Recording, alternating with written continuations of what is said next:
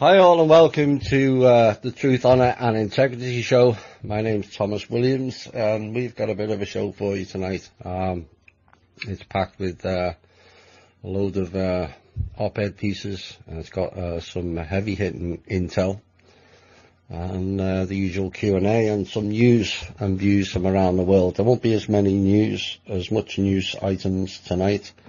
But there's a lot more in the second portion, be it the intel and the op-ed pieces. There's a few things I need to cover, and also some things that have come up in the news. Right,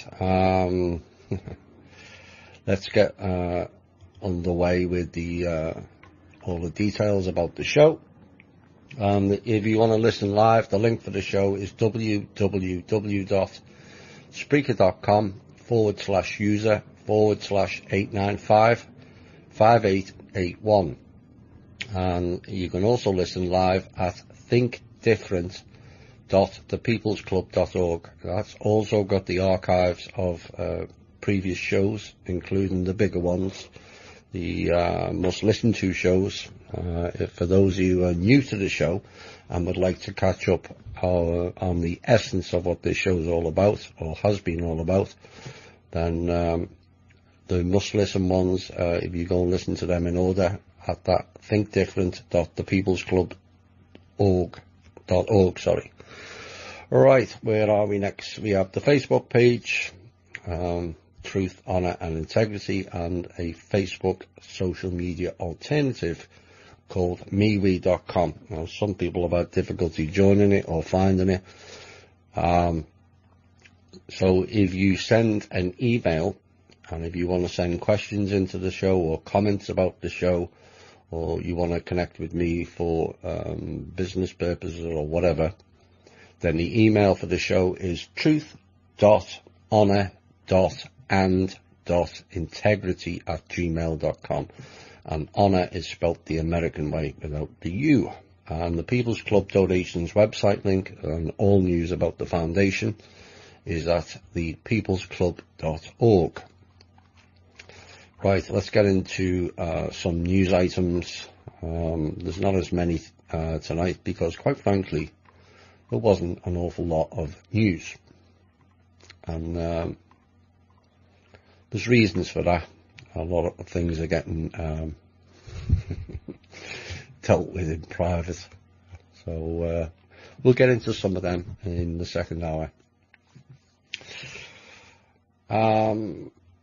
This first piece is all about our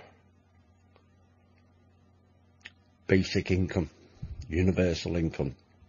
And there's a number of countries around the world that are trying it. And it could well come off. You know, if we're going all technological, then the jobs are going to go. You know, it's rumoured that 800 million will go in the next decade because of automation. So how do the people live? Well, this is one way, I suppose. And it comes with drawbacks, in my opinion, but we'll see how things progress going forward. Anyway, the government of Hong Kong has announced its decision to share the city's record 18 billion surplus with more than 1/3 of its residents. And they're trying to cover more people who may not directly benefit from the budget. This is according to the Financial Secretary, Paul Chan Mo-po. And according to him, the handout was meant for Hong Kong residents who are 18 years old and over, who do not own a property, do not receive any government allowances, and will not pay income tax for the financial year ending next week. So those who meet the above criteria but have to pay income tax can still get some cash, but it will be a lower amount. Now, if the tax concession they receive is under $500, they will receive the difference between the two different amounts. And the finance chief singled out the small number of people who pay no tax but live in properties they own, and they would receive less than the $500 in rate waivers, and that was announced in the budget also. So roughly about a third of the residents of Hong Kong are going to receive $500 because of the city's 18 billion surplus. That's a complete change, giving something back to the people. Oh my. I imagine it's kind of upset a number of people who are working and who do pay tax, but you can't please all of the people all of the time, as we've so often found out. And the total handouts will cost the government 1.4 billion. So it's still way short of the 18 billion surplus, but at least it's something they're getting back. In Finland, Health and Social Affairs Ministry wants to try out a basic income scheme to test the impact of unconditional cash payments on work incentives. And the experiment aims to show if the measure can simplify the welfare benefit system and lower unemployment in the country. But the primary goal of the basic income experiment is related to promoting employment, not reducing it. And as part of the testing, which began last year, 2,000 randomly selected working age recipients of unemployment benefits will receive a monthly tax-free income of €560, which is roughly $600, instead of their current payment. And also, 4 cities in the Netherlands are also testing several variations of a model under a welfare experiment called See What Works. And there was a survey in Europe which supports the idea of a basic income paid to every individual to cover their basic needs. And according to the first EU-wide survey on the subject, and you'll find these figures rather interesting, the government would pay the same amount of money to each person regardless of whether they work, and 64% of people were in favour. Residents in Spain and Italy were most in favour of a basic income, with 71 and 69% saying they would vote for it. Now, interestingly, only 4% of the participants said they would stop working if they had a basic income. 4%. And just 7% said they would reduce their working hours.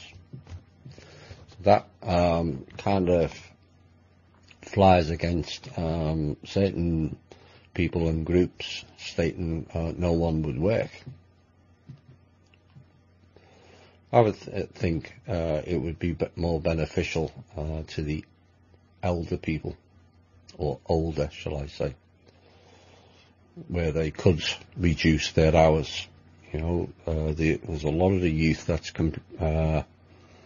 where employment has passed them by in many of the Western countries, and there's a lot of the older generation, 50 and above, who have worked all their life, and I think we largely have worked more than enough into the system, and perhaps it's time that the basic income is deferred to those people, and time for the youth, or the younger ones, the ones that have left school up to age 50 maybe. You know, you can all select ages, and everyone will have a different age span, but I think it's time the youth started putting a lot more into the effort into the system, rather than just taking it.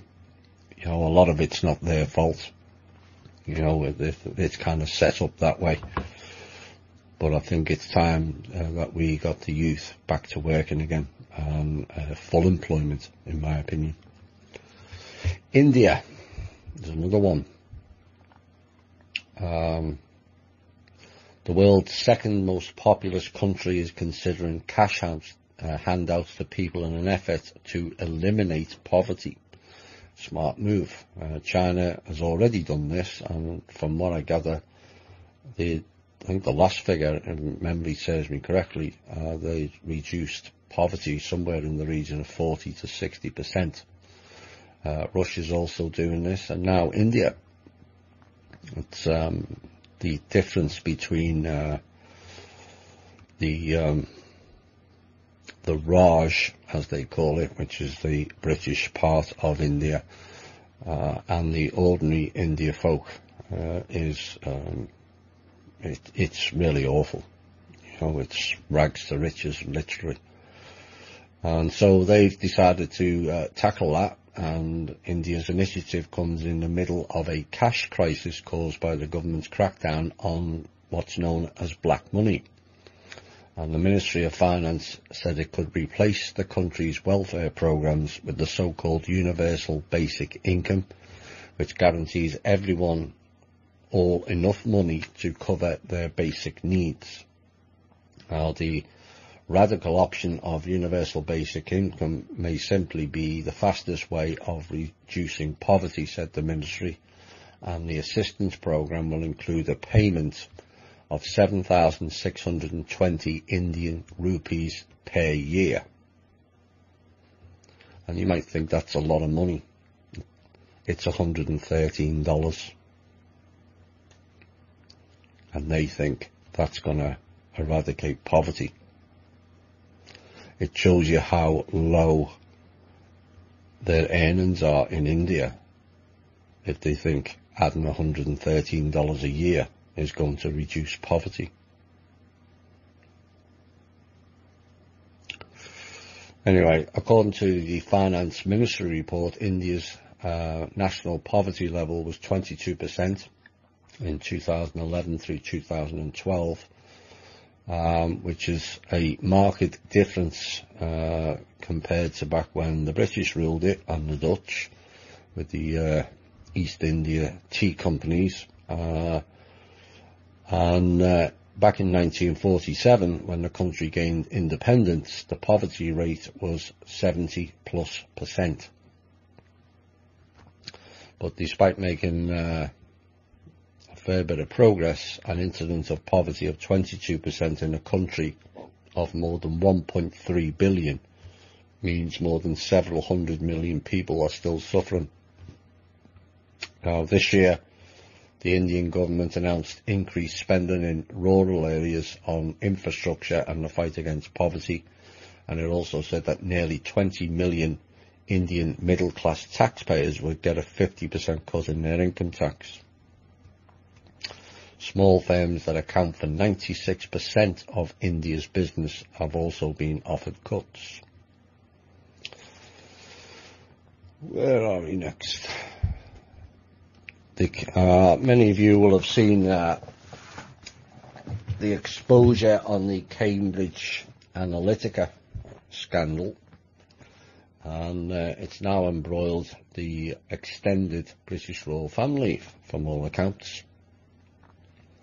And journalists have been investigating the shady deals of the consultancy firm, which has been exposed, that ties to the data company go all the way to the royals. Now, as things have developed, more and more links between Cambridge Analytica and the establishment has been revealed. Board members for the parent company SCL Group includes a House of Lords member, Tory donors, that's the Conservative Party donors, ex-British Army officers, and also defence contractors. There's even a direct descendant of a Queen in there for good measure. Oops. So Cambridge Analytica is one arm of the SCL Group, formerly known as Strategic Communications Laboratories. And the article which initially broke the scandal said, for all intents and purposes, SCL, Cambridge and Analytica are one and the same. Yeah, it's like the typical corporate structure. They make it look like it's something different or they're competing against each other, but they're all owned by the same board members. And the SCL board is a who's who of the British establishment, with minor royals rubbing shoulders with the Conservative Party donors and also the military top brass. Sound familiar? A bit like here, really. Such deep connections to politics and establishments raises questions over the winning of contracts with the UK Ministry of Defence and the US State Department, and also NATO, as well as their reported involvement with the Tory party. The London-based political consultancy has been at the centre of the storm the whole this past week, after the whistleblower said the company had paid an academic to harvest the data of 50 million Facebook users. And the purpose they gave out was to build profiles of American voters before the 2016 election. I think we're going to hear a lot more about that. Monday, Mr. Trump and his team ordered the expulsion of 60 Russian intelligence and diplomatic officers in New York and Washington State, and the closure of the Russian consulate in Seattle. And this is tying in with European allies in retaliation for the poisoning, or alleged poisoning, of a former Russian spy in Britain. 12 Russian diplomats at the United Nations in New York and 48 at the Russian embassy in Washington face expulsion by the US government for what senior administration officials described as covert intelligence operations that undermine US national security. And the consulate in Seattle has been ordered to be closed by April the 2nd.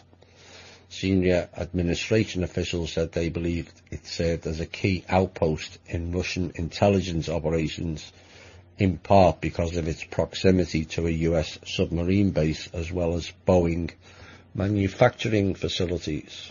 Really, I'm still trying to get to the bottom of what is involved in all that. But the idea that one country is spying on another without the other country knowing becomes completely mute when you understand what the Five Eyes intelligence group is.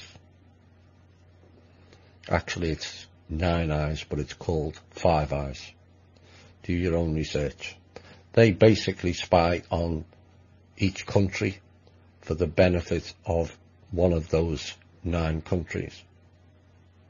And that way they can get round the country's laws about spying on the citizens, because, for argument's sake, Britain will spy on American citizens and pass the information over to the NSA, and that's not breaking any laws.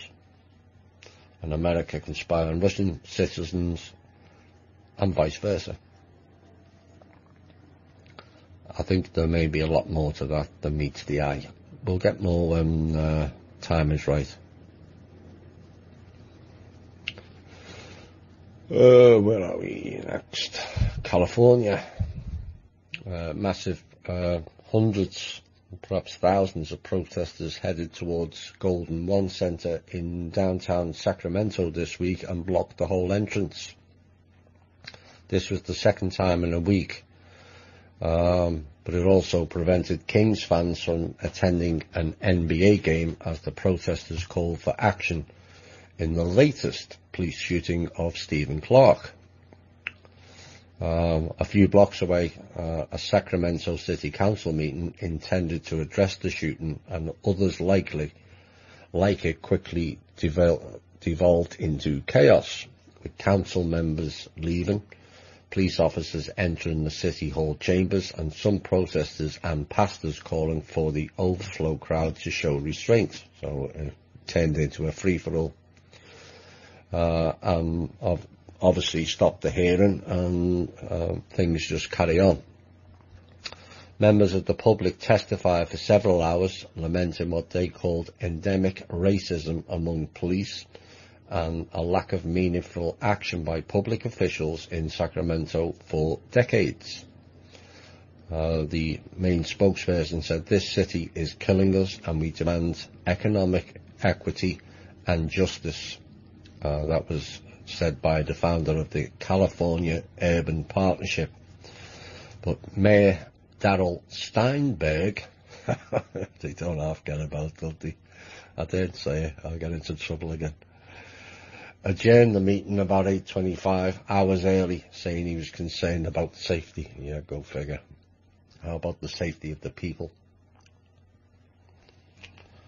I would think that's more important. The problem is, I remember watching a documentary about the police, and as part of their training, I wish I could remember the name or what channel it is on. A part of their training is going into live events, only it's all done on video screen, and testing them whether they would shoot or not. And they set up a range of different scenarios and tested each officer as to when he would shoot and when he wouldn't shoot, who he would shoot and who he wouldn't shoot, or she. The surprising thing is there was no surprise that the white officers would shoot a black person before a white one. But the biggest surprise was the black officers also did the same. So that's not racism. That's just an internal reaction. You know, you would think, as many of the Black Lives Matter and all those other groups, they're saying it's inherent racism. And there is elements to it. There's no question of that. Antifa and black, you know, some of the Nazi groups, including the Democrats, they're all about division. But why is it that black officers consistently shot black people before they would shoot white people? It all comes down to how we perceive people of colour. And this is where each colour, if you like, has to get their act together, so that people are not frightened by walking down the road if there's a black person. We all have that fear when we go into certain parts of certain cities. If it's all a certain colour, people will avoid. I'm not saying anything what people aren't thinking. I had it back in Liverpool. Basically, the black part of the city in Liverpool was a no-go zone, particularly at night. Not only from the public, but the police wouldn't go in there either, because they feared for their safety. Well, it's up to the black people to be a lot more welcoming. And maybe not only white officers will stop shooting, but also black officers as well. You can't wield the racism one way and not the other when people of your own colour are more likely to shoot you just as much. See if anyone can find that documentary. It was rather interesting. Sad as well, really, you know. But some of the aggression from the black race has to be dealt with in-house, because it's putting out a vibe that's not only frightening white people, it's frightening people of their own colour.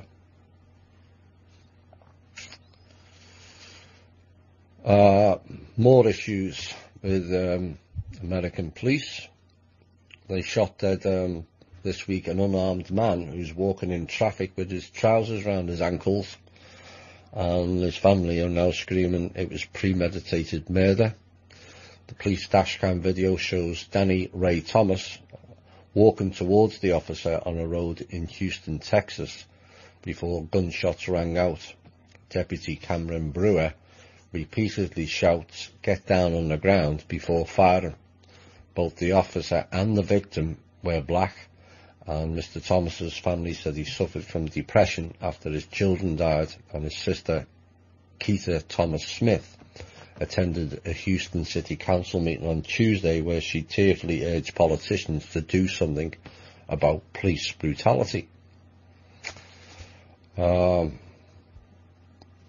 This has to stop. You know, there's many ways. You know, a video surfaced I posted many months ago about a black guy sitting in a wheelchair, and the cops just blew him away. Multiple shots. I mean, what's he going to do from there?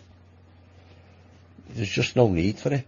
And whether it's to do with the new frequencies that are in the police radios for the last 4 or 5 years, which has certainly seen an increase in violence from the police, remains to be seen, or whether the other issue that has been mentioned in rumour mills around the alternative community is that there's a lot of police in positions that are clones.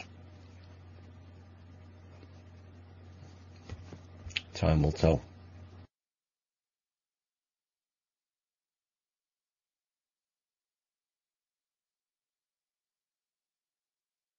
Mr. Trump announced the resignation of the Veterans Affairs Secretary David Shulkin this week and picked his doctor to replace him.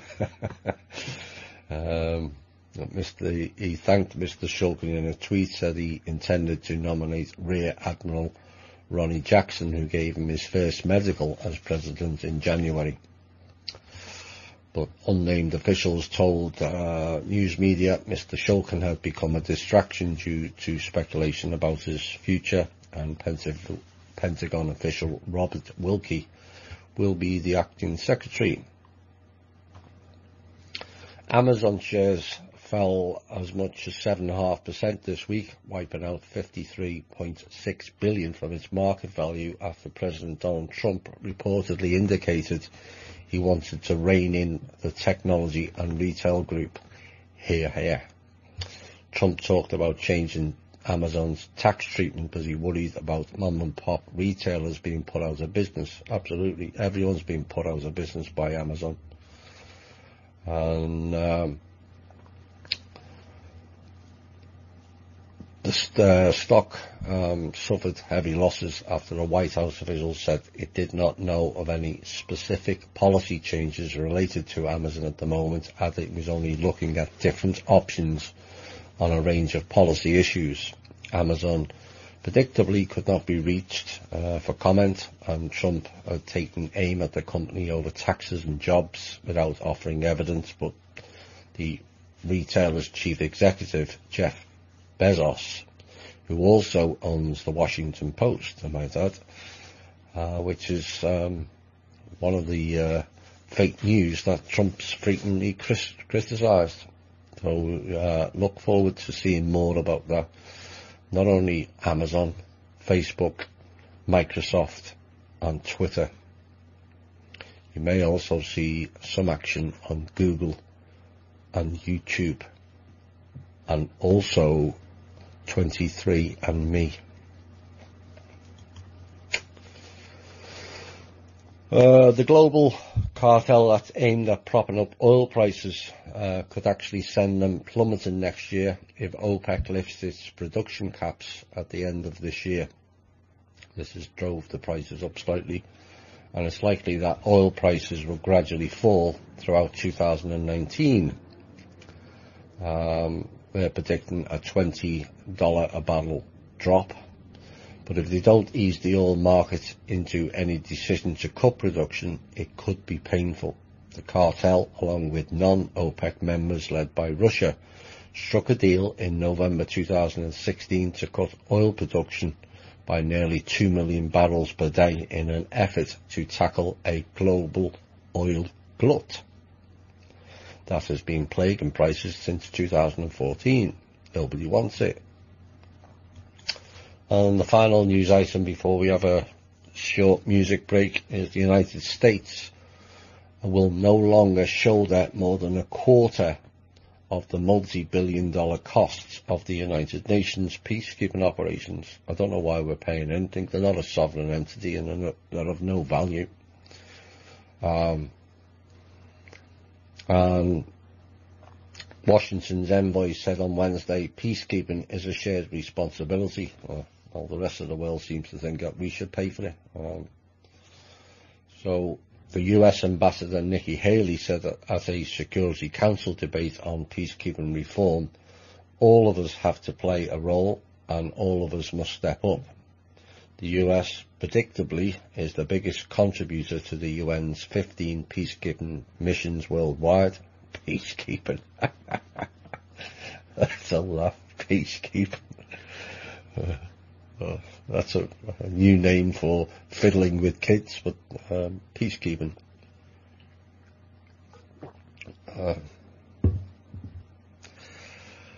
And Washington is currently paying about 28.5% of this year's $7.3 billion peacekeeping budget.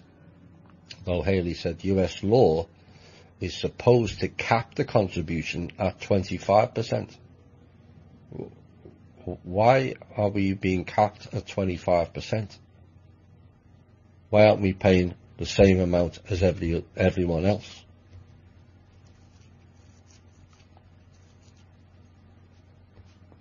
It's weird. It's us that's paying for it. The politicians aren't. 7.3 billion divided by 209 countries. There's your figure. Why are we paying 25% of it? Or actually, currently, 28%. When you look at it, the second biggest contributor is China. And that they pay just slightly over 10%. Why? China's got 4 times the amount of population than we have. So why are they paying 10% and we're paying 28.5%? And India, also 4 times our population, not even registered. So Miss Haley should go back and reduce ours to around 10% or less, not 25%. The US President Donald Trump has complained before that the budget and Washington's share are too high and pressed to cut this year's budget. Now the figures have been reduced compared to last year. We've actually saved $570 million, which is a smaller decrease than what America wanted. And we're only getting started, said Mr. Trump. Haley said when the cut was approved in June, it followed a $400 million trim from the prior year before the Trump administration. It's still not enough, in my opinion. When you've got 2 countries with 4 times the population and we're paying for a quarter of the world, just enough of that. That and the other Nazi organisation, NATO. Right, I'm going to have a single song music break and then we'll be going to be back with some intel and some interesting op-ed. Hi all and welcome back. Right, we have some intel. We're still waiting on 1 or 2 things, but there's enough in this that will kind of give you a guideline as to how things are progressing. Now, I'm going to go through them day by day of what took place, and I'll bring you up to date with today's. Well, it started last Friday, and 15,000 pages of documents went out to each bank globally with the names, the type and level of fraud committed and all the crimes. Fulcrum file time. Also sent out at the same time was full proof the trust holds all the accounts and the assets contained within it, like the bank's capital, each bank and all their stocks. Now basically this was done for look what comes next event. So that was all put out on Friday, and we'll see how that developed. On Friday, big progress was made due to the executive order posted by Trump recently. Has been made on the military hardware deal, where the American military basically sold all the military hardware to a group in Asia and leased it back. Once this is completed, it will change the landscape a bit. That's all I'll say on that for now. On Monday through Tuesday, the trust bought a load of gold, which is to be sent direct to the US Treasury. From there, it will be converted into cash and allow liquidity into the smaller banks. As of Tuesday, the bigger banks were not playing ball, but the clock is ticking very quickly for those people and those banks. And the cash will be half private projects for the people and half for the Treasury and the government. Also on Tuesday, the trust made big headway with Asian banks, but predictably not the main one, ICBC. It was the banks in China that the gold was purchased from, which is telling for some of how much gold we have stored here. Oops. And once they were shown the full proof of the funds, all the smaller banks in Asia came to the table and are now negotiating with the trust. The group that the gold was bought from actually sent this particular batch of gold to Hong Kong for the Chinese elders who were going to purchase it. Predictably, they couldn't and never delivered. So the trust swooped in and bought it instead. Oops. Although still waiting for your RV payout, they can't even buy some blocks of gold. By Tuesday night, the trust had basically taken over most of the Chinese banks. Remember, they're all bankrupt. They were all pledged. And as of Tuesday, more was expected on Wednesday, and perhaps closer to home. Still Tuesday, Chase Bank is also in the firing line.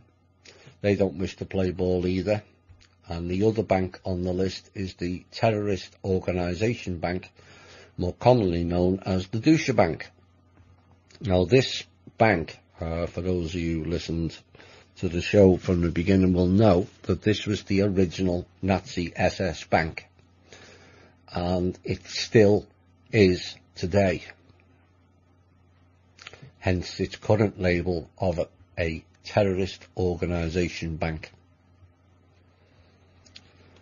Now Wednesday brought more threats and assassination attempts from the Android group,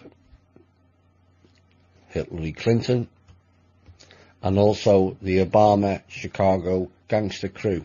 That failed.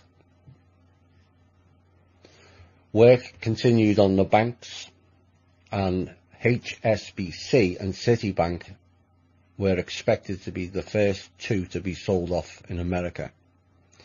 The Citigroup in particular held vast funds stolen from the former USSR, and this will ultimately be returned to them. Today came the announcement that Citibank is being divided up amongst all the former USSR nations, as it was funded by stolen money from there during the Cold War as a capital contribution. Russia actually owns 44% of Citibank. As it stands, we're waiting on a decision from the American government on whether Wells Fargo will be nationalised and shut down and sold off for $1.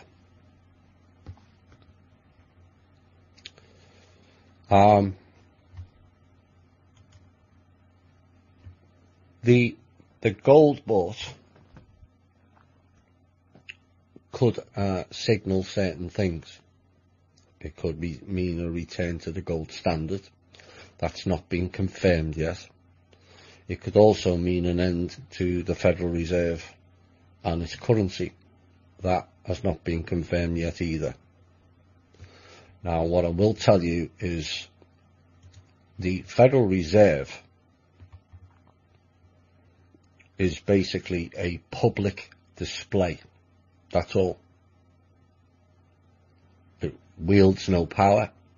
It can't print currency and can't dictate anything. Now, the reason it hasn't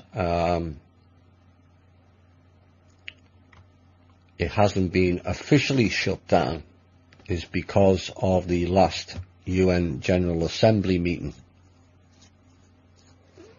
You know, and this is why I get annoyed when the American people are paying 25% towards the UN. Because during that particular meeting, the UN threatened to unleash biological weapons in any country that moves publicly. So that is some of the things that needs to be addressed before certain more visible public outings and firings is delivered to the people. But the Federal Reserve is just a public showcase. It's a bit like the Queen of England. She has no power anymore. She's just a public showcase. And there's a lot more of that type around the world that we haven't been informed of yet. Now, with regards to Wells Fargo, just got breaking news. The government accepted the offer of the $1 and the stock has been transferred over by Wells Fargo. They said they needed a few days to figure out how much capital they're going to need to restock the bank.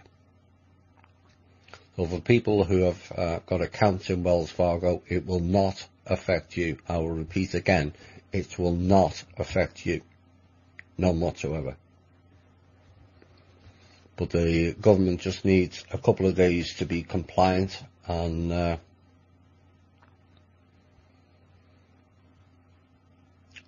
it's also been reported that that many are being fired at the main office in Wells Fargo. We did try to negotiate with these people, but of course Wells Fargo, for those of you who may not remember, tried to take over the Fed last year, settle its debts and run it themselves. That got blocked. But there's been a lot of firings in many head offices, and that was due to the Fulcrum files being released on Friday and the 15,000-page report sent not only to banks but also intelligence agencies worldwide of countries who have been affected by Citibank, Bank of America, Wells Fargo, and also JP Morgan. But Bye. So that's the situation. The cabal are, to wrap the intel up, are in total desperation mode now. Basically, they're screaming at all and sundry that they threatening banks, threatening institutions, demanding their assets back from the trust. No, you pledged them, you put up them as collateral. All you have to do is pay it back. But you have no intentions of paying it back. And so the debts got called in, which they can't repay. Because literally they've got no asset base left to leverage. None. Zip. Nada. Like zero.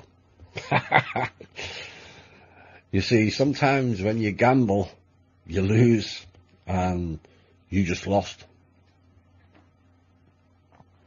So in their desperation this week, they tried to put Kim on an FBI wanted list, except that list doesn't officially exist. It's more bullshit. And this was to try and prevent Kim from opening banks and delivering the trust funds.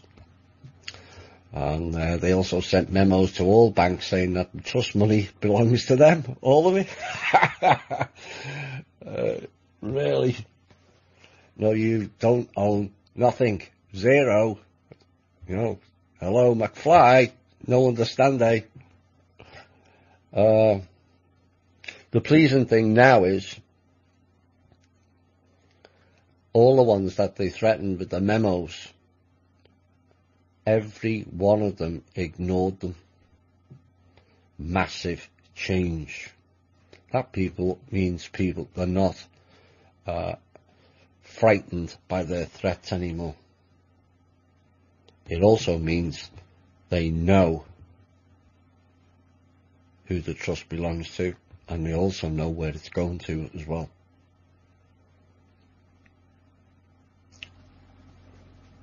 All the proof has already been sent. All the funds have already been approved. So then they decided to put a bounty on Kim's head again. I wonder if they've even got the money to pay it. They're that short. Good luck with that.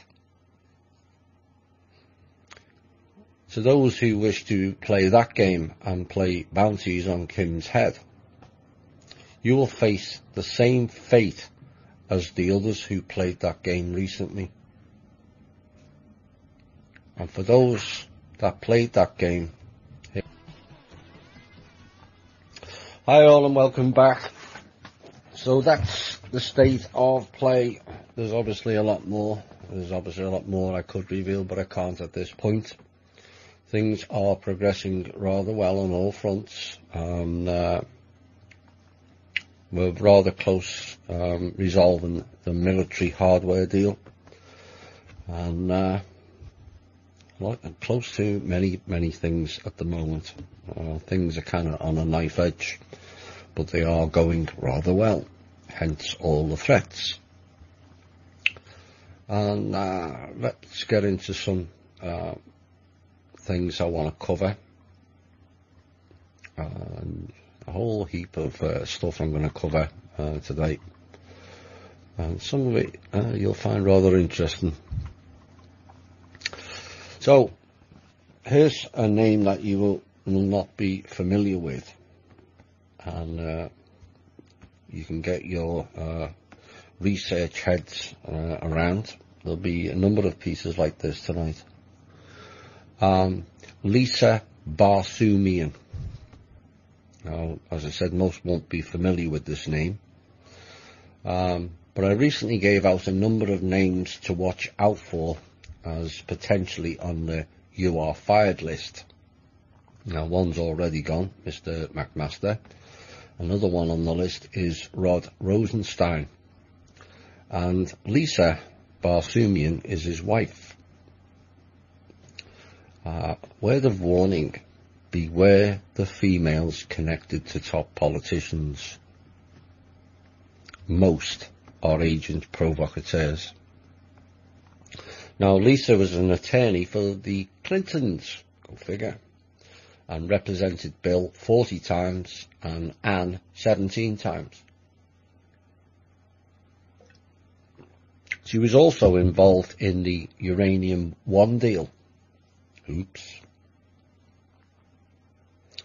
So the guy who set up and appointed Mr. Mueller's witch hunt is part of the Clinton crime syndicate, and his wife is the Clintons' attorney. Oh my. Things are getting, the net's getting tighter and then everything's closing in. Now, I covered something going back to last September, October time that hadn't been revealed too much, but the news story broke this week on Fox, of all stations, about NXIVM. So I went back. I've got archives from going back from last July, I think, of all the important pieces I've put in the shows, all the intel, all the op-ed pieces. And so I'm going to read out as a refresher of what NXIVM is all about, so that people who are following the story will know what it entails. So in March of last year, 5 women gathered in the home to enter a secret sisterhood they were told was created to empower women. And to gain admission, they were required to give their recruiter, or master, as she was called, naked photographs or other compromising material, and were warned that such collateral might be publicly released if the group's existence was disclosed. Now, the women in their 30s and 40s belonged to a self-help organisation called NXIVM. Now, it's pronounced NXIVM, but it's spelled NXIVM. And it is based in Albany, and also has chapters across the country in Canada, predictably Vancouver, and also Mexico. Now, Sarah Edmondson was one of the participants, said she'd been told she would get a small tattoo as part of the initiation, but she was not prepared for what came next. Each woman was told to undress and lie on a massage table, while 3 others restrained their legs and shoulders, and according to one of them, their master, a top NXIVM official named Lauren Saltzman, another German-sounding name, they keep cropping up in these rogue organisations, instructed them to say, "Master, please brand me, it would be an honour." And a female doctor proceeded to use a cauterising device to sear a 2-inch square symbol below each woman's hip, in a procedure that took 20 to 30 minutes. Brandon. Hot poker, 20 to 30 minutes. And for hours, muffled screams and the smell of burning tissue filled the room. And since the late 1990s, an estimated 16,000 people, stupid people if you ask me, have enrolled in courses offered by NXIVM, which it says are designed to bring about greater self-fulfillment by eliminating psychological and emotional barriers. Most participants take some workshops like the executive success programs and resume their lives, but other people have become drawn more deeply into NXIVM, giving up careers, friends and families to become followers of its leader, Keith Raniere, who is known within the group as Vanguard. Now, Ms. Edmondson filed a complaint with the New York State Department of Health against Danielle Roberts, a licensed osteopath and a follower of Mr. Ranieri, who performed the branding, according to Ms. Edmondson and another woman. Separately, a state police investigator told Ms. Edmondson and two other women that officials would not pursue their criminal complaint against NXIVM because their actions had been consensual. Really? So obviously the police are involved. State medical regulators also declined to act on a complaint filed against another NXIVM-affiliated physician, Brandon Porter. Dr. Porter was part of an experiment, showed women graphically violent film clips while a brainwave machine and video camera recorded their reactions. All sounds very Meng-like to me. Dr. Green. The women said they were not warned that some of the clips were violent, including footage of 4 women being murdered and dismembered. Women were regarded as slaves and had to call leader M, presumably as in master, as he liked to be called. Mr. Ranieri has been involved in numerous financial Ponzi schemes, but this venture he describes himself as a New Age teacher. Really, all very Waldorf to me. Now, who were the bankrollers of this particular organisation? No surprise to some, that involves more Germans. More direct Germans this time. This was bankrolled by Sarah and Claire Bronfman.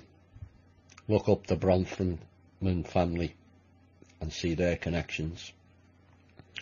And Sarah and Claire are members of NXIVM and the daughters of Edgar Bronfman, the deceased chairman of Seagram Company, and heavily supported by a woman named Lauren Salzman.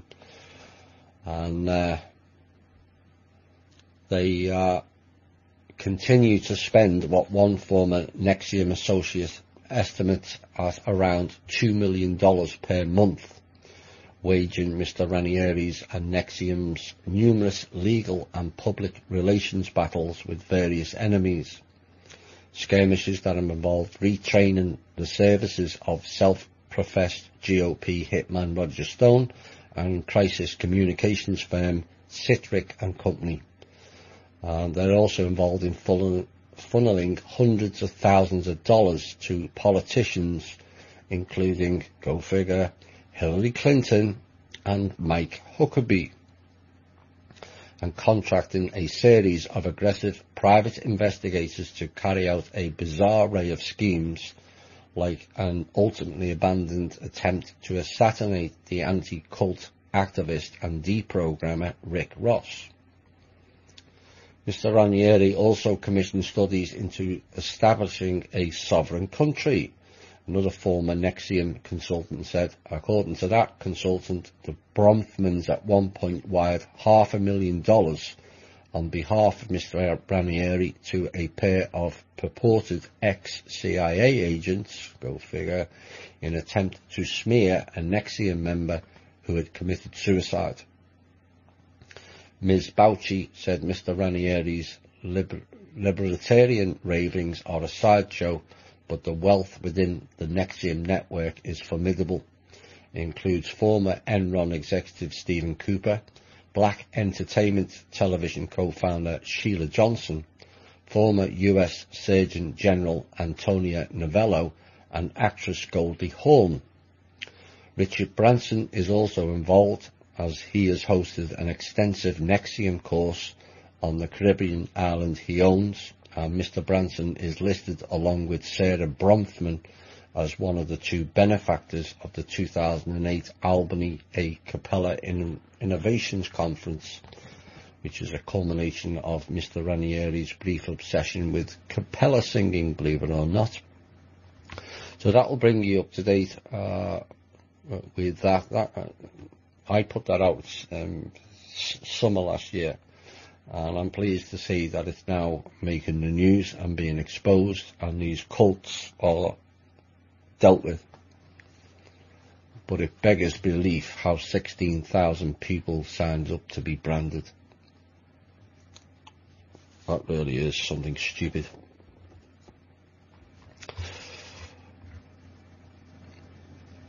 As mentioned earlier, this is a short piece, but you'll find these names will come up more regularly. Sergey Brin, co-founder of Google. What's his connection?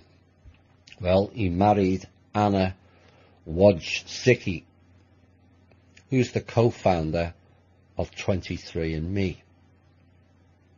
And her sister, Susan Wojcicki, is the CEO of YouTube. Watch those names. Parkland.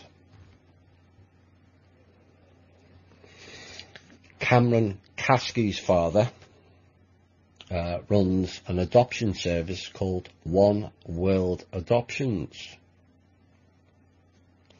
Here's more links, here's more connecting dots. And he was sued for trafficking back in 2012. He's also connected to CNN as early as 2004 and was talking about Haitian adoptions. And also linked is Laura Silsby, and the two of them hang around with David Hogg. Laura Silsby was arrested and charged with kidnapping 33 children from Haiti. The Clintons stepped in and reduced her sentence. Then a lawyer was also arrested for being involved in a human trafficking ring. Remember those names: Cameron Kasky, Laura Silsby and David Hogg. You will start to see more and more connections.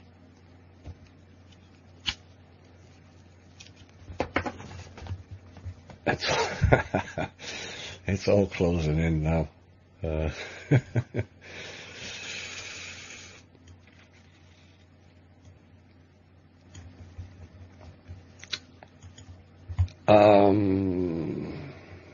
are we next? Those pieces are a bit longer, so I'm going to do this piece, which will have another music break, but it fits in and it gives my throat a chance to rest as well. So the fake news got the titillation drama show rolled out this week when Stormy Daniels, looking like she's just walked out of a Monarch program. For those of you not familiar, look it up. Monarch program. It's nothing to do with royals. It's one of the agency's MK Ultra style programs for females, particularly blondes. There's a number of Monarch program people within the alternative media who do shows. I'm not going to say any more. So she says live on air she didn't want to sleep with Donald Trump, but then had sex with him anyway. Really?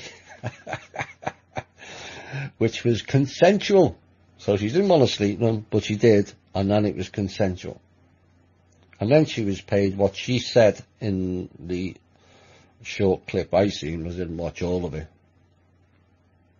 Well, she was paid a low sum of $130,000. $130,000 for sleeping with Trump. Nice earner, that. But what has been overlooked is Stormy Daniels has got close connections with the Clintons. She's been with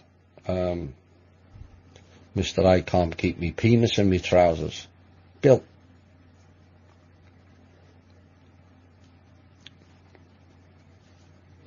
And given she's a female, she's probably slept with both of them. at some point.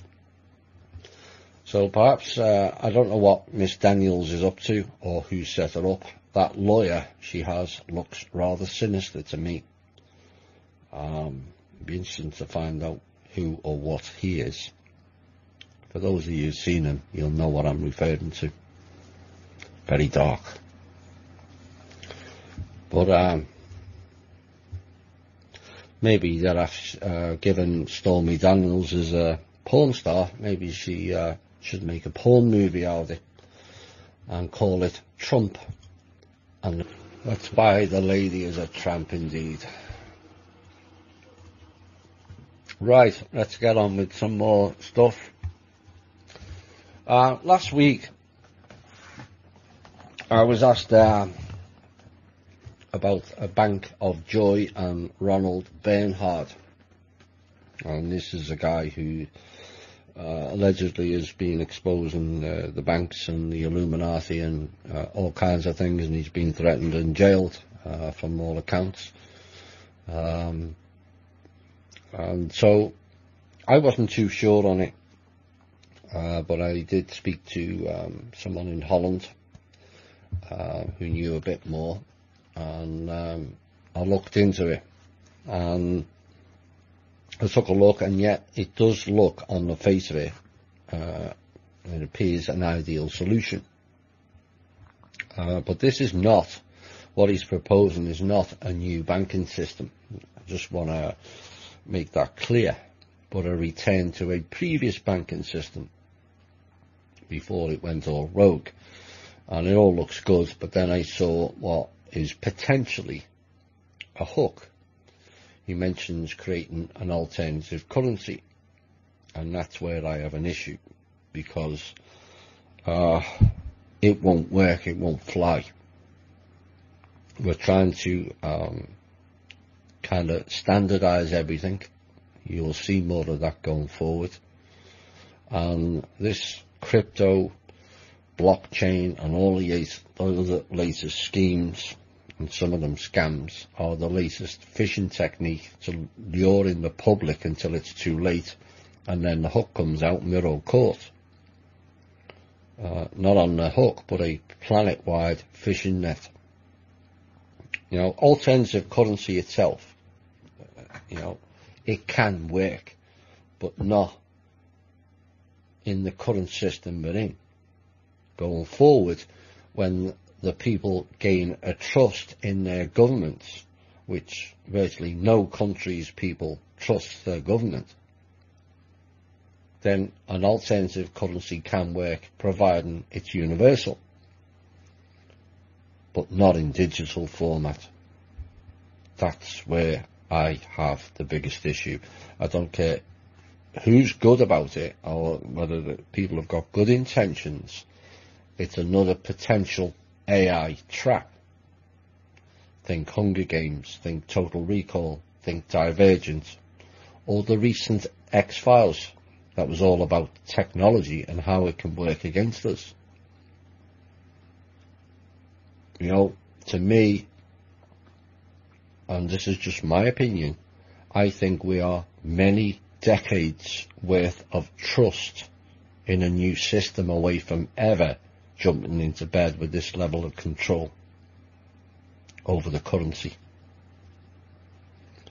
Here is a few scenarios that I base my concerns on.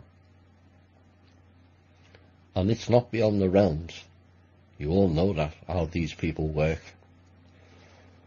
The world goes cashless, and all you ever have is based on the internet, or on your phone, or on a card. Now, the key, before we even start on that, have those three formats, phone, internet, or card, proved to be clean and non-hackable to date? Not really. But that is the milder concern.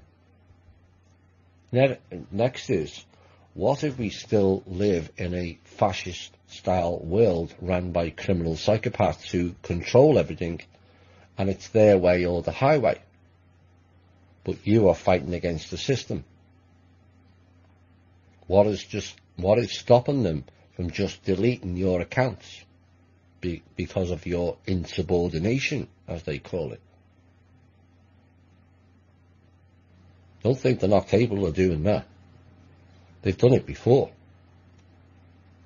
They took all the guns away from China and within 4 years bludgeoned 20 million people because they were dissidents.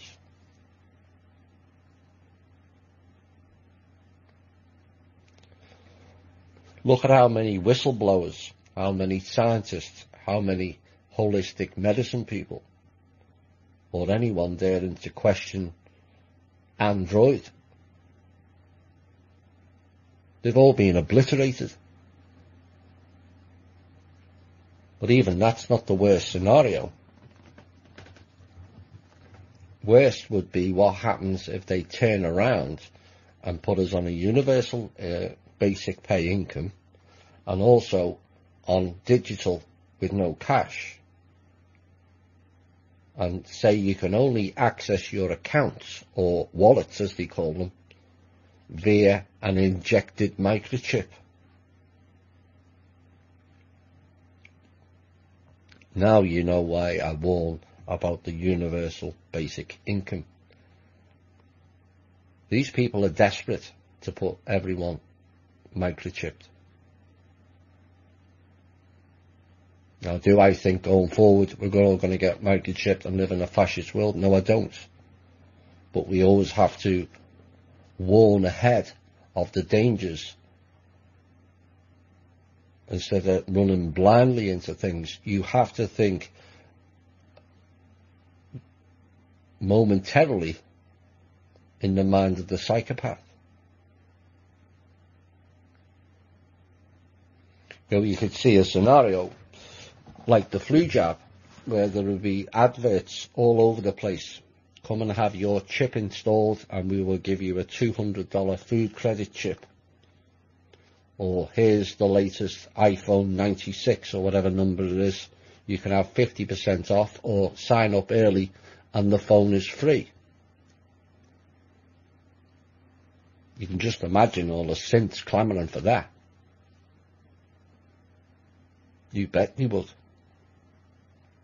All too easy to get humanity to queuing around the block like a real Black Friday. And where would it leave us?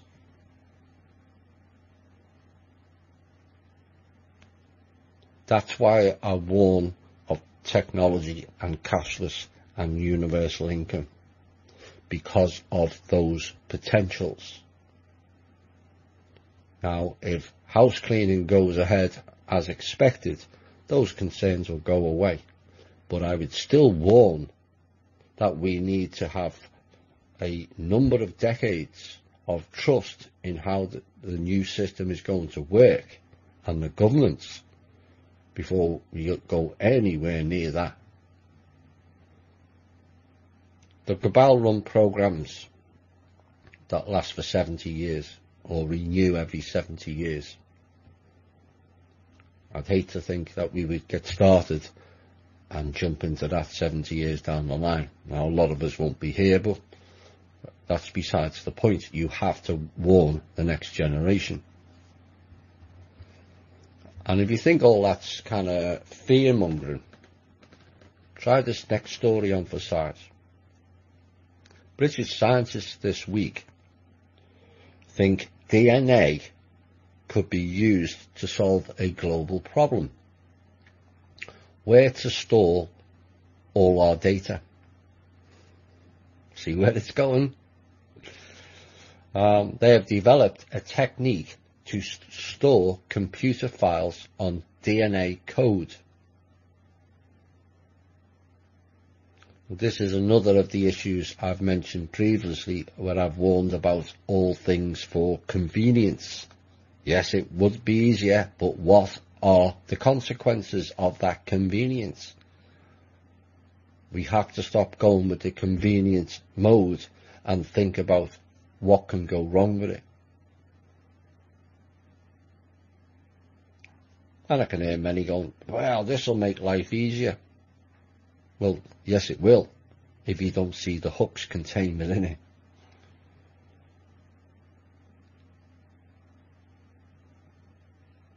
You have to, for those, you have to think in a way of every technology. How can they weaponize it against us? Because that's how they think. It doesn't matter what technology it is. And if you do that when evaluating anything new these days, that is how you, the listener, can stay ahead of their games and plans. And when everyone gets it, where they're questioning everything, then it all ends. Because if everyone's aware of the dangers and not just jumps in, well, that's convenient, so I'll have that. That'll save me some time, so I can queue around the block for my chip.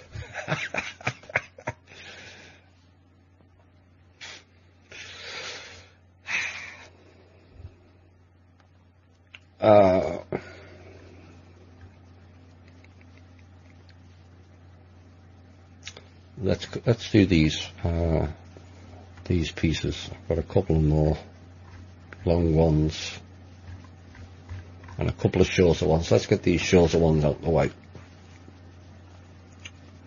One of the most curious things that's going on currently about so many people is that, and this needs to be addressed on an individual basis going forward, as in my mind it's become a bit of an epidemic, and it poses a serious concern for us all going forward. People ask for proof on a vast range of things, and no matter how much is given, it's never enough. We announced sovereignty. That wasn't enough. Pedogate breaks from conspiracy theorist in theory in the alternative media to mainstream media reality, and arrests are made, but it's not enough.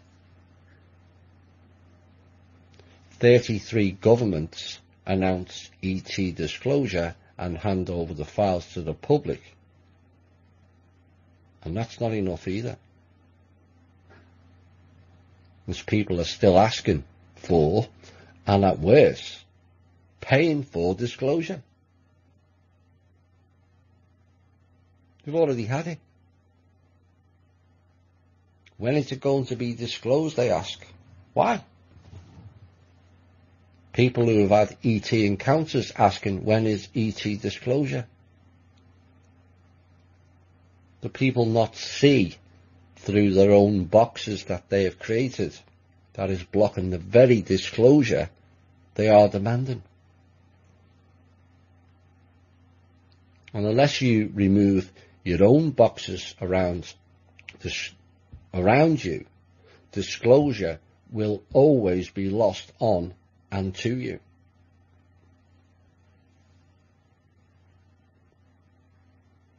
Now, all of us have had more proof on virtually every level of life and topic over the last 5 to 10 years in particular, but it's still not classed as proof. So the question is, like the question, what is normal? Perhaps the new question is, what constitutes proof to you?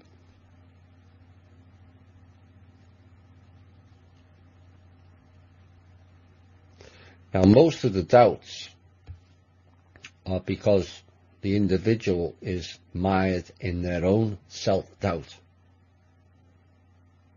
Like the people who have had visitations or encounters with certain off-world entities.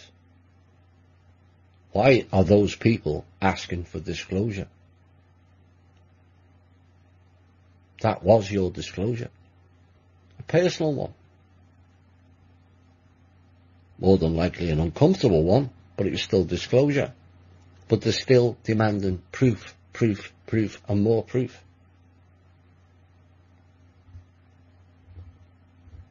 It's insane. And it all comes down to your own self-doubt or lack of trust of yourself. So if you don't trust yourself, basically you are rendering you unable to trust others.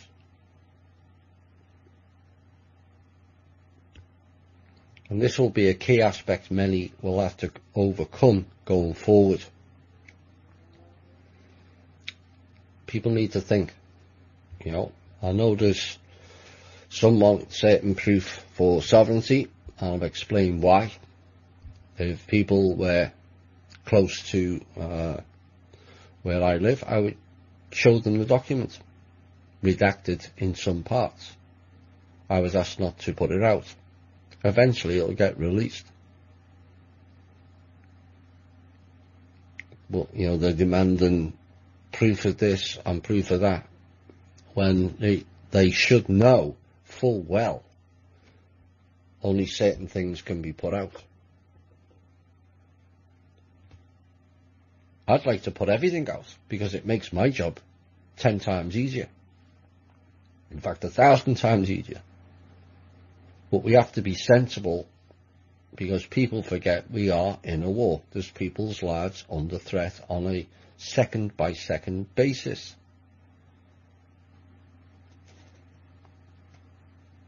And there's lots of activity going on that could hamper by outing stuff that shouldn't be done.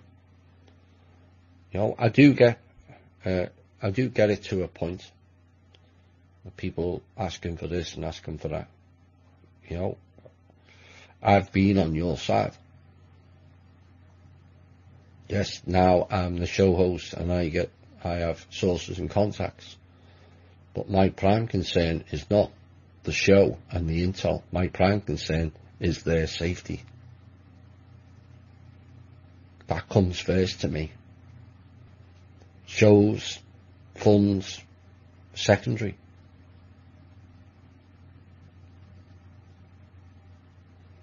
But people really need to look at themselves as to how far they, you know, it's like we announced the sovereignty. And people said because it was only on the alternative media, it's bullshit. We need an announcement on the mainstream media when all of us have all trashed the mainstream media, including your president, as fake news. So why would you put a sovereignty announcement on fake news?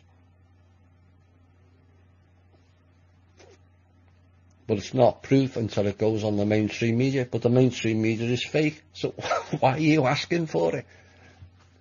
It's this clash. And we have to stop it.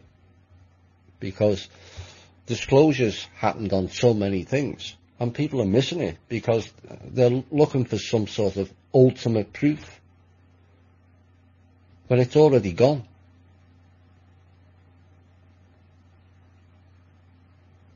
You know, what would constitute, to the people who are asking for ET disclosure, what would actually constitute proof to you?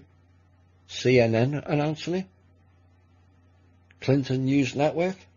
Really? Fox? MSNBC? Ancient aliens? And their drip-fed, distracting type of disclosure? Where it's only a possibility and not defined as being real. What if, no what if about it, it's already happened. Long time ago. You've got a plethora of entities running around the southwest of America, causing all kinds of havoc. But what do they want? Them all to appear on national TV and with Kathy Griffin or something. It's ridiculous.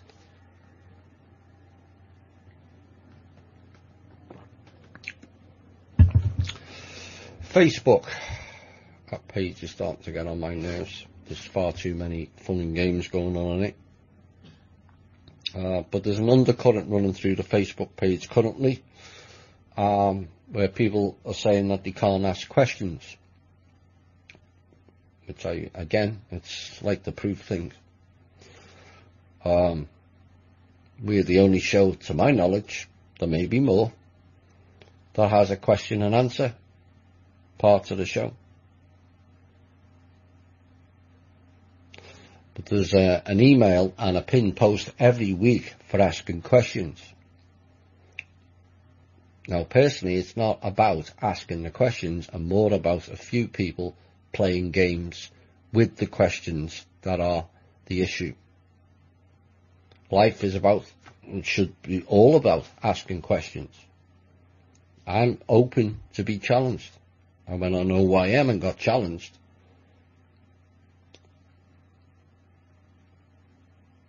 and this is why we have it in the show, because it ensures accountability. That I've said before, too few others in the community allow. They seem to get away with saying all kinds of BS and get away with it. And yeah, I get pulled up on bizarre things that was not what was stated or said in that particular way. Wonder why that is.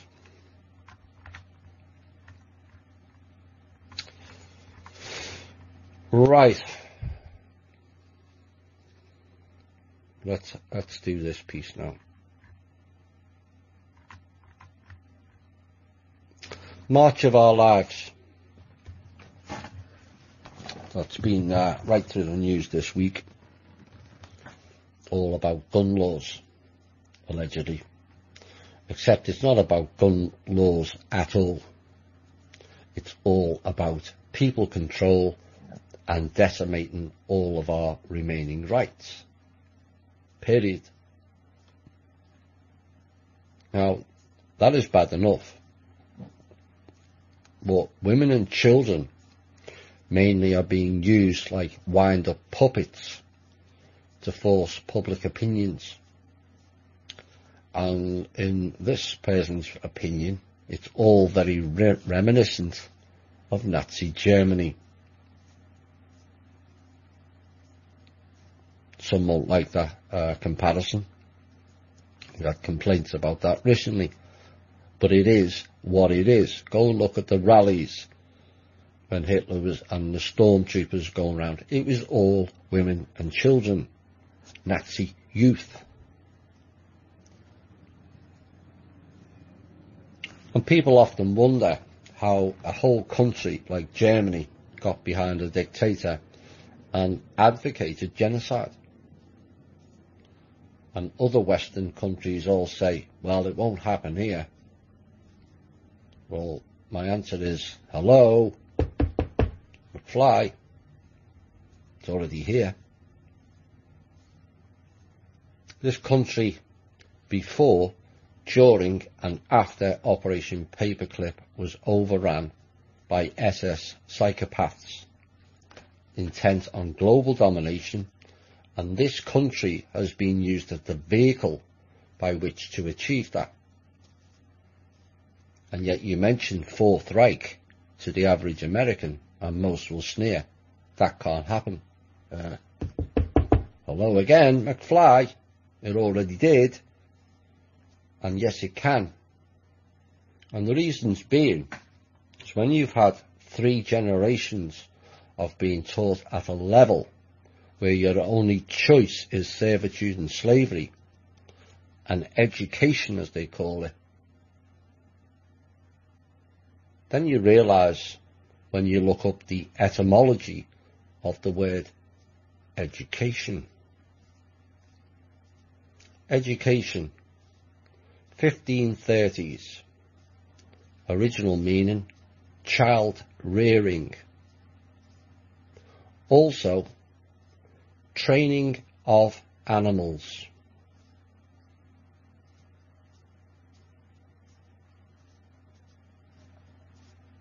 Education means the training of animals. from Middle French, 14th century, and directly from Latin. So we've sent our animals to a school, and the etymology of school, which means to educate, to reprimand and discipline. Sounds more like a prison to me. Of course, school also applies to a group of fish. So you have the maritime law rules again, like birth, canal, water. And as the female gives birth from the vagina, which in my book is a sacred place, which is where the first breath of life originates. And yet that word also derives from Latin and means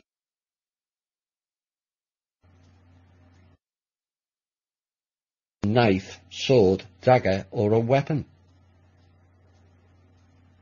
You can't make this stuff up.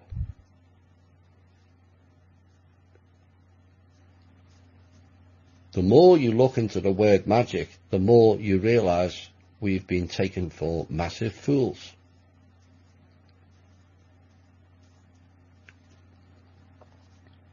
And what you'll find is that most of the negative terms all derive from Latin.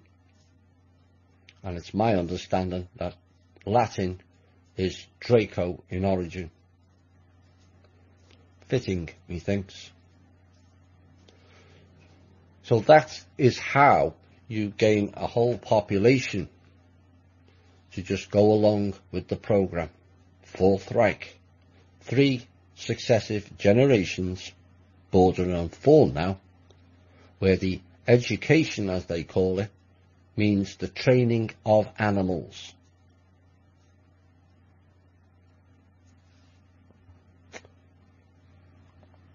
So we've basically been trained like animals to learn nothing but bullshittery, and we wonder why nobody gets anything. Then on to the next stage of life, of being sidetracked with goals to rise through the ranks in employment, where everyone stabs each other in the back to achieve what they are deluded into thinking are your own goals, when in reality it's only making them have more control over you. Seducements of higher ranks, whether it's sleeping with the boss or kickbacks or you name it. You then, having trampled all over other people, knowingly or unknowingly, to achieve your single-minded goals through your employment, you then have some money in the bank. Except the start of the takeover of America was back in 1913 in the Federal Reserve, and the famous Rothschilds quote, "Give me control over a nation's finances and I care not who makes the rules." So they create policies of boom where everyone feels happy and have money in their pocket. They borrow more money to achieve a certain status called middle class, like that's the be-all and end-all of life and goals. Then when sufficient people have borrowed, these same people crash the system and reclaim all your wealth back off you. Breathtakingly clever and breathtakingly simple, and yet so few can see it. Why is that? Because of your education. You were trained like an animal, where you are left totally unable to see through the or any illusion. Those that did at an early age, who saw through the illusion, were targeted by the same people you are trying to warn. Parents, teachers, or people close to you.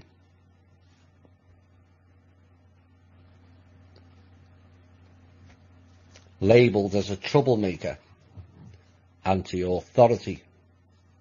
The question still remains, who gave anyone authority over anybody else? be it police, parents, government or judges, are not authority. They have roles to guide people to be their best only. We have forgotten that far too easily. So the people who saw through the illusion were then labelled ADHD, bipolar, schizophrenic, and all kinds of other fun and games. And then as they got older, an old term that came directly out of the Nazi base in Virginia. Yes, we have a Nazi base in Virginia.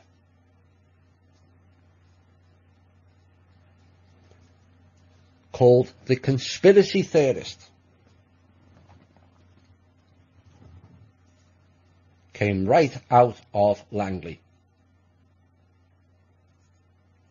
And those who saw through the illusion are cast out to the fringes of society like some modern-day leper. Largely not by the cabal or the elites or government, but by we the people.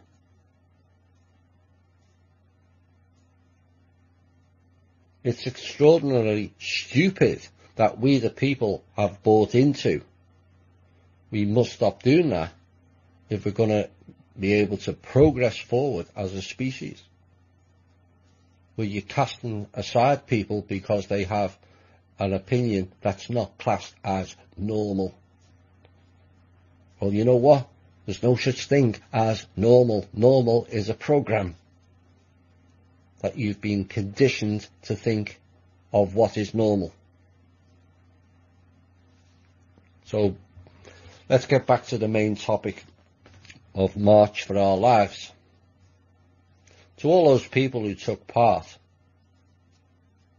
did you march for Iraqi lives? Or Afghanistan lives? Or the Lebanese lives? Or the Syrian lives? Or the Palestinian lives? Or the Vietnamese lives? How about Nagasaki or the Hiroshima peoples? Or the other 70 plus nations that have been attacked in the name of democracy or freedom, or the more recent deliberate actions against Puerto Rico and Haiti? Did you march for them? Well, did you? And if not, why?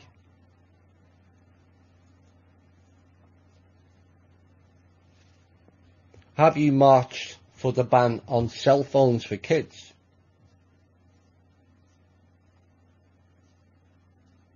And if not, why? Because 11 teenagers per day die by texting and driving. So let's ban cell phones for children, eh? Have you marched against the 1 in 6 children living in poverty in this country? 1 in 6. Or the hundreds of thousands who have had their homes robbed off them by banks?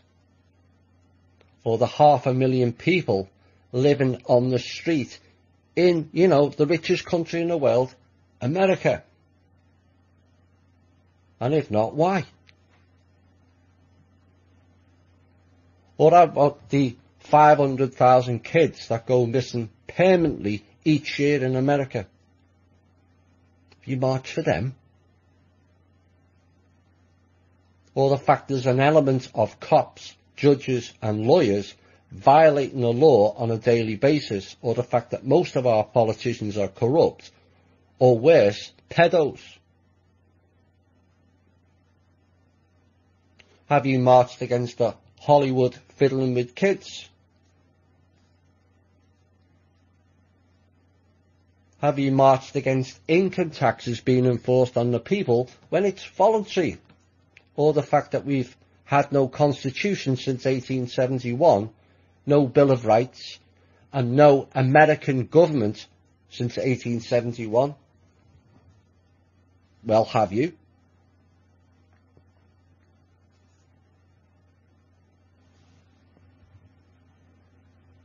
Here's another fact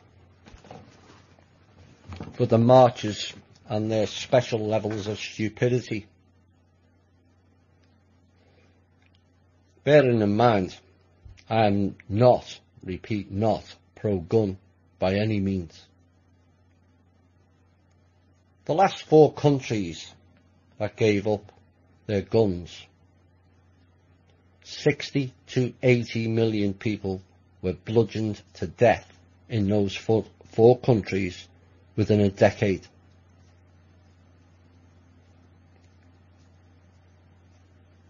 Did you march against that?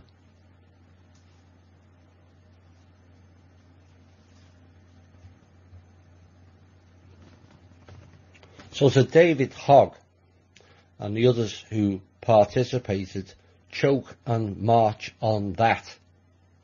60 to 80 million within 10 years. You stupid, Nazi, agenda-driven, slavery suit-wearing, programmed, mind-controlled zombie synths. Guns are not the problem. Non-learned synths are. And for once, marchers, for once in your life, do something useful and see through the illusion that you're creating. And this song is, that was Creed, and Who's Got My Back Now will be an important statement that going forward. And the alternative media is kind of fallen apart. It was kind of predicted on this show, which tends to upset some people in the community, but it is what it is. You're all seeing the evidence now of the depth that was warned as far back as March 2016. But I've been getting some feedback from people in the community, and there seems to be a common theme of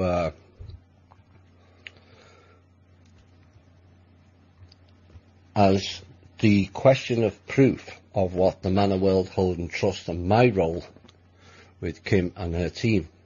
And to a point I do get that, but when I ask what constitutes proof or provide the answers to the questions, the replies are very short in short supply. I've been asked to show the sovereignty letter, which I read out.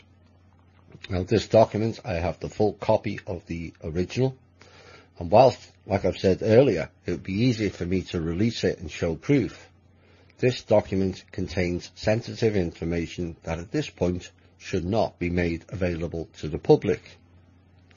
Now, I know I can hear some going on, that's not being transparent.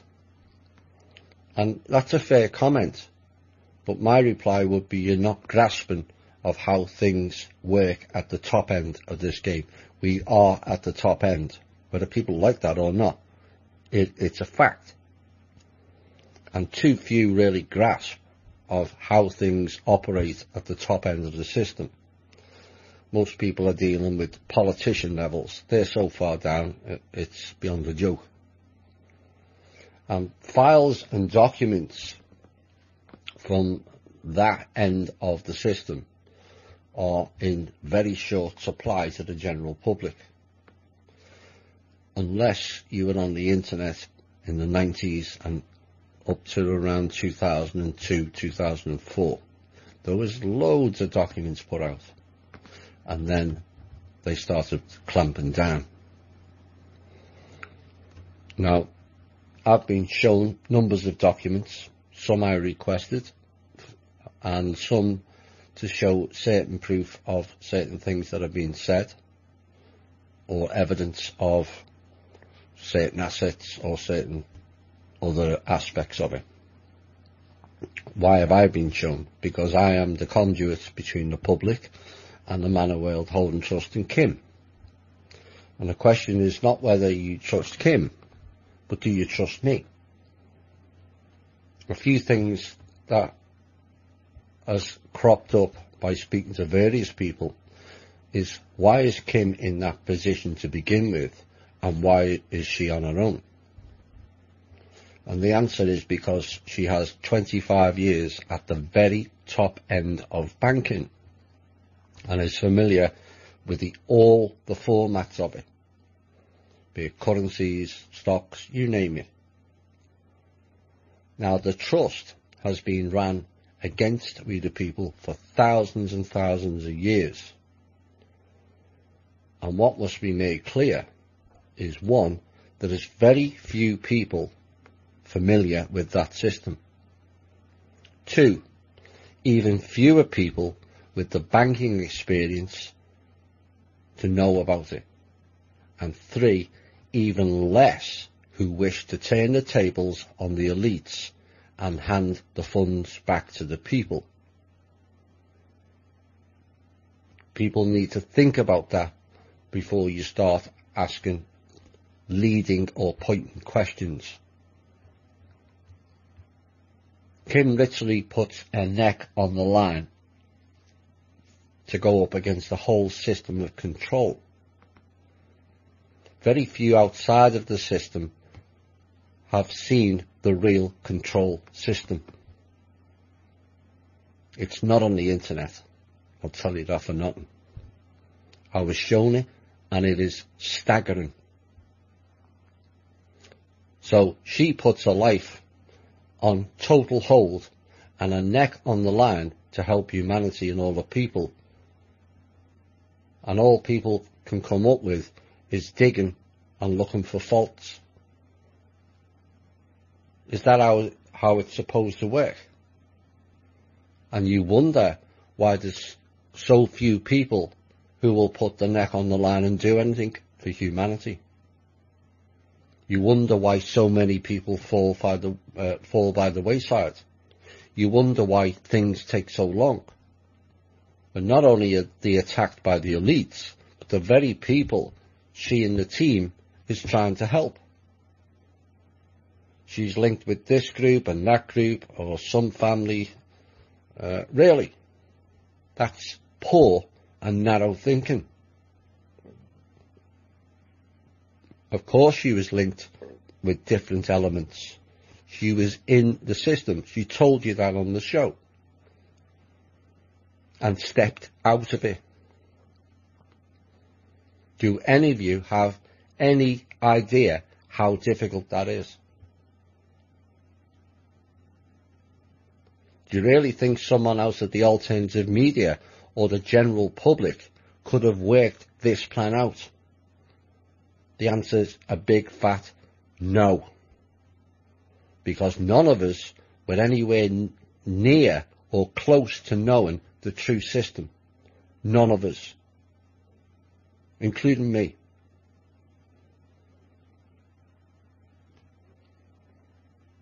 This plan could only be done from inside the system, and she and the team have brought it to its knees.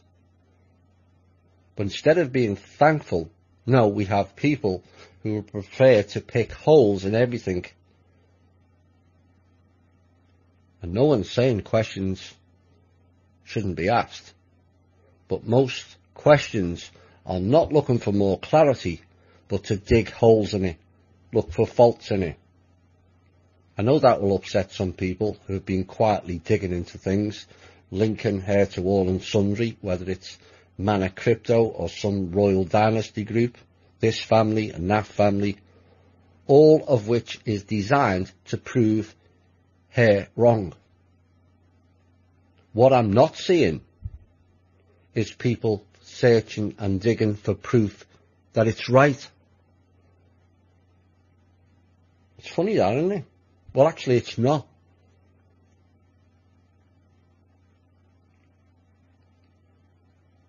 People always go looking to search for the faults in it.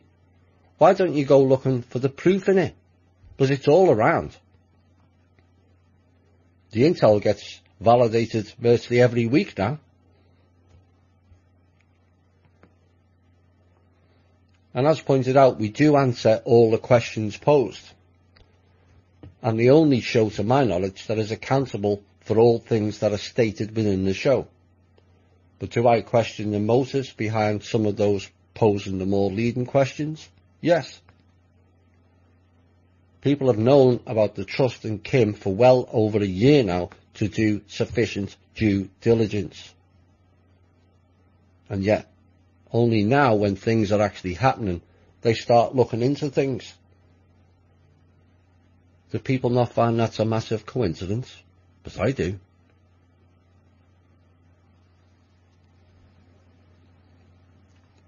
And people in the community have questions or are wondering why I was selected and not some of them.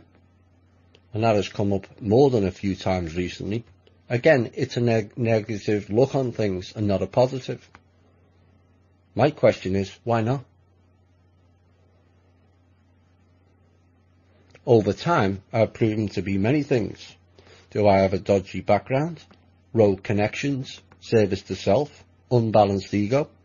I think most will say the answer is no. Do I have knowledge, insight, balanced ego, overview, patience, tolerance, ability to absorb info and not lose it? That's something that's often overlooked. Most of the intel we've ever had is not pleasant to hear. And you have to walk around with it. And you'd be amazed at how many people who were given intel and lost it. They couldn't handle it. The ability to be responsible with the info and the intel. Do I connect with people? Do I inspire people? Do I help people? And do I operate from an unselfish point of view? That's not for me to answer. But I think I know what most members think. Is that the type of person you would wish to see promoted forward? Whether it's part of the Man of World Holding Trust or anything else positive? Or do you want someone else mired in unbalanced ego, comparative mindset and controlling narrative? You know, the point being is, why would something as major as the sovereignty of America just be announced on your show? Some people have said it can't be real. Really? Like I said before, have you forgotten we have a mainstream media who tells repeated lies, spews propaganda, and is 100% cabal controlled? Do you not get it? This is something I stated the very first show of what has been done. Thinking and acting differently, is it not? So we did something different. We announced a major announcement in the alternative media. Forget it was my show or our show. It was announced in the alternative media. And what was the response? We need an announcement on the mainstream media. It can't be real, as it's only on your show. All negative thinking and reactions again. But if someone would have told you we would get a major disclosure on the internet before the mainstream media 5 years ago, or even 2 years ago, or even 1 year ago, people would have been doing high fives. It happened. And what was the response in general? Nothing. Including from most of the show hosts, blogs and forums throughout the whole of the community. To me, that's staggering. So even when good stuff is announced and the alternative media finally gets some recognition, you are greeted by being ignored, egos and comparative mindset. Because they weren't the one to announce it. Really? I would be just as happy if Drake announced it. Doesn't make any difference to me. It's the actions that count. Even Keenan. It's more important the actions than who did it.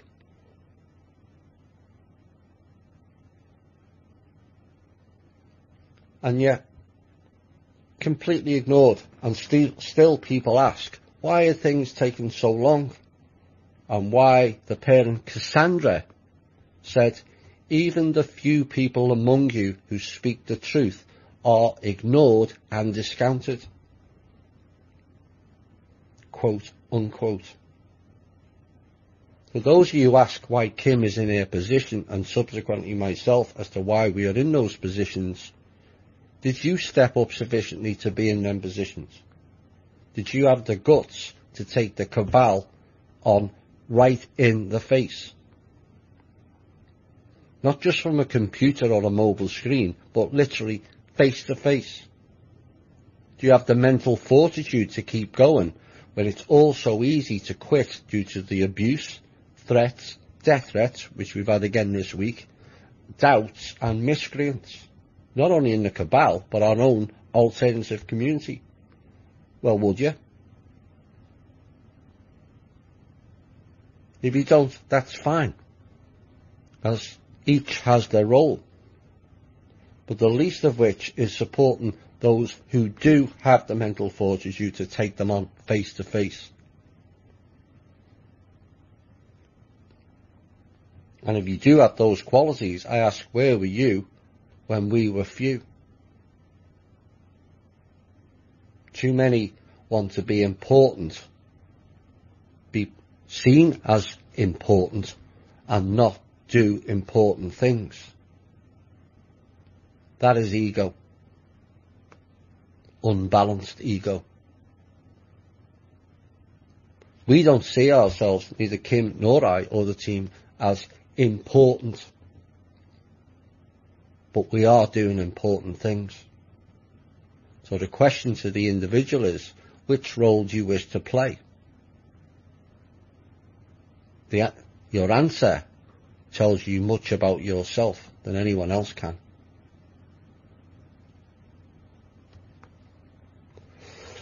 Let's get into some Q&A.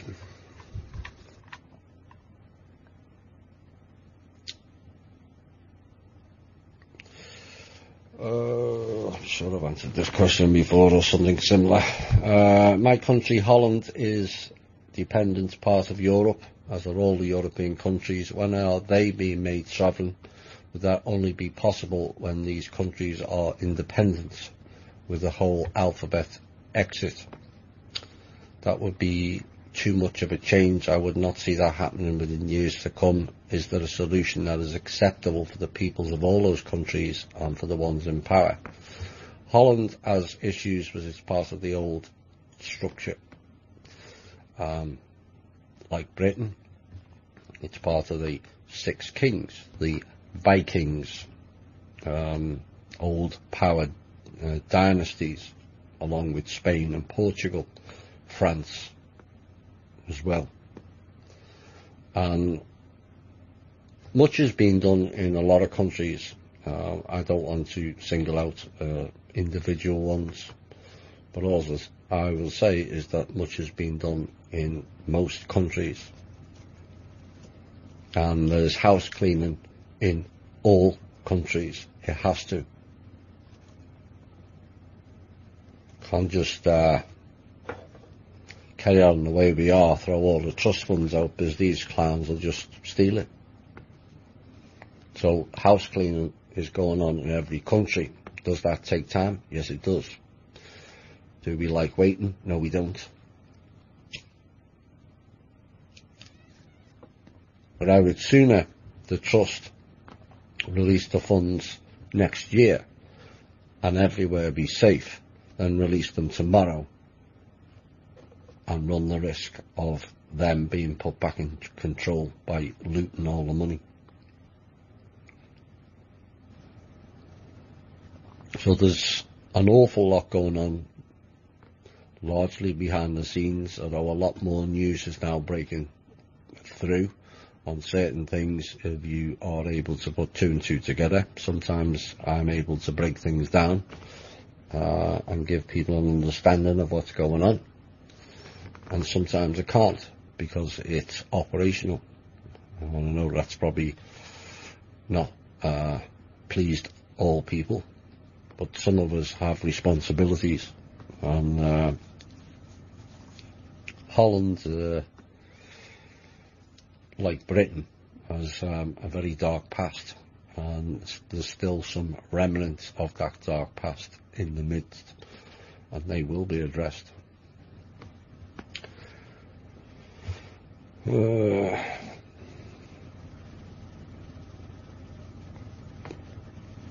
If the synthetic folk run on a program created by the old AI that used to receive regular updates until it was reassigned to the world's financial stuff, I'm going to stop you right there. That is not that old AI. The quantum system is a completely different system from the original psychotic AI. It is my understanding that that psychotic AI has gone down,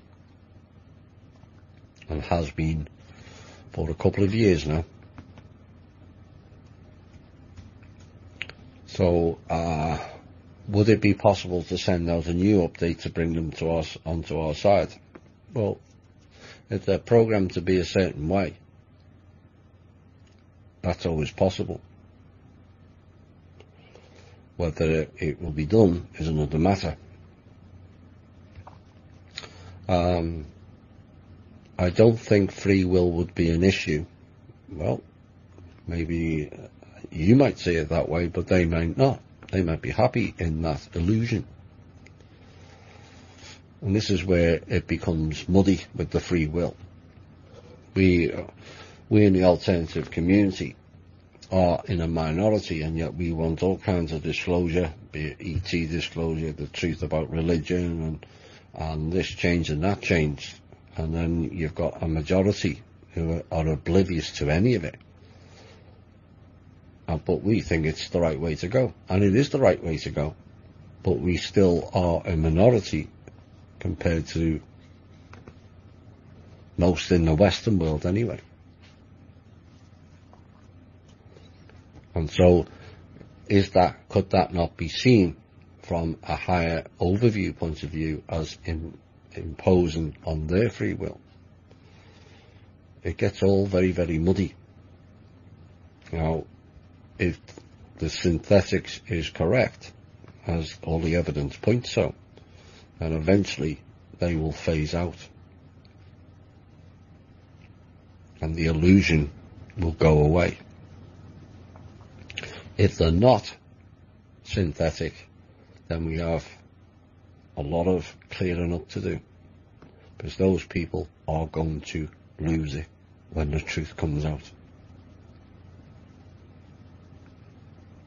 They're going to lose it completely. ETs are one thing. If the religion issue is the biggest. Secondly, last week you mentioned the church was inundated with requests for help with possessions. If these folks have no souls, wouldn't it mean they were ideal candidates to be possessed? Yes, the walk-ins. Maybe you... I was going to do a piece on the walk-ins. I may cover it next week. I had that much to cover this week, and I didn't finish that piece. I may do a piece on it next week.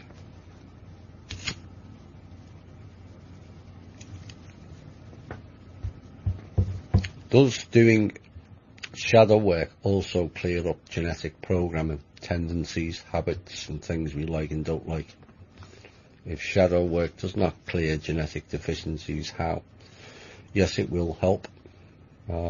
People have certain habits based on their mindset and their mood, or whether they are upset or depressed. So it can have and create a number of tendencies and habits. The ex-wife used to pull her hair out and chew it all day. You know, there's lots of people with those types of afflictions, and it's a latent memory for whatever that may be, and it's up to the individual to deal with it.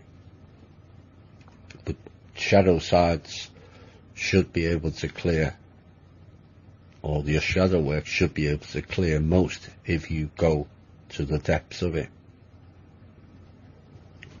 The more you pull out, the more trauma you bring up. It's not an easy thing, but once you've gone through it, those who have done it will tell you how much better they are.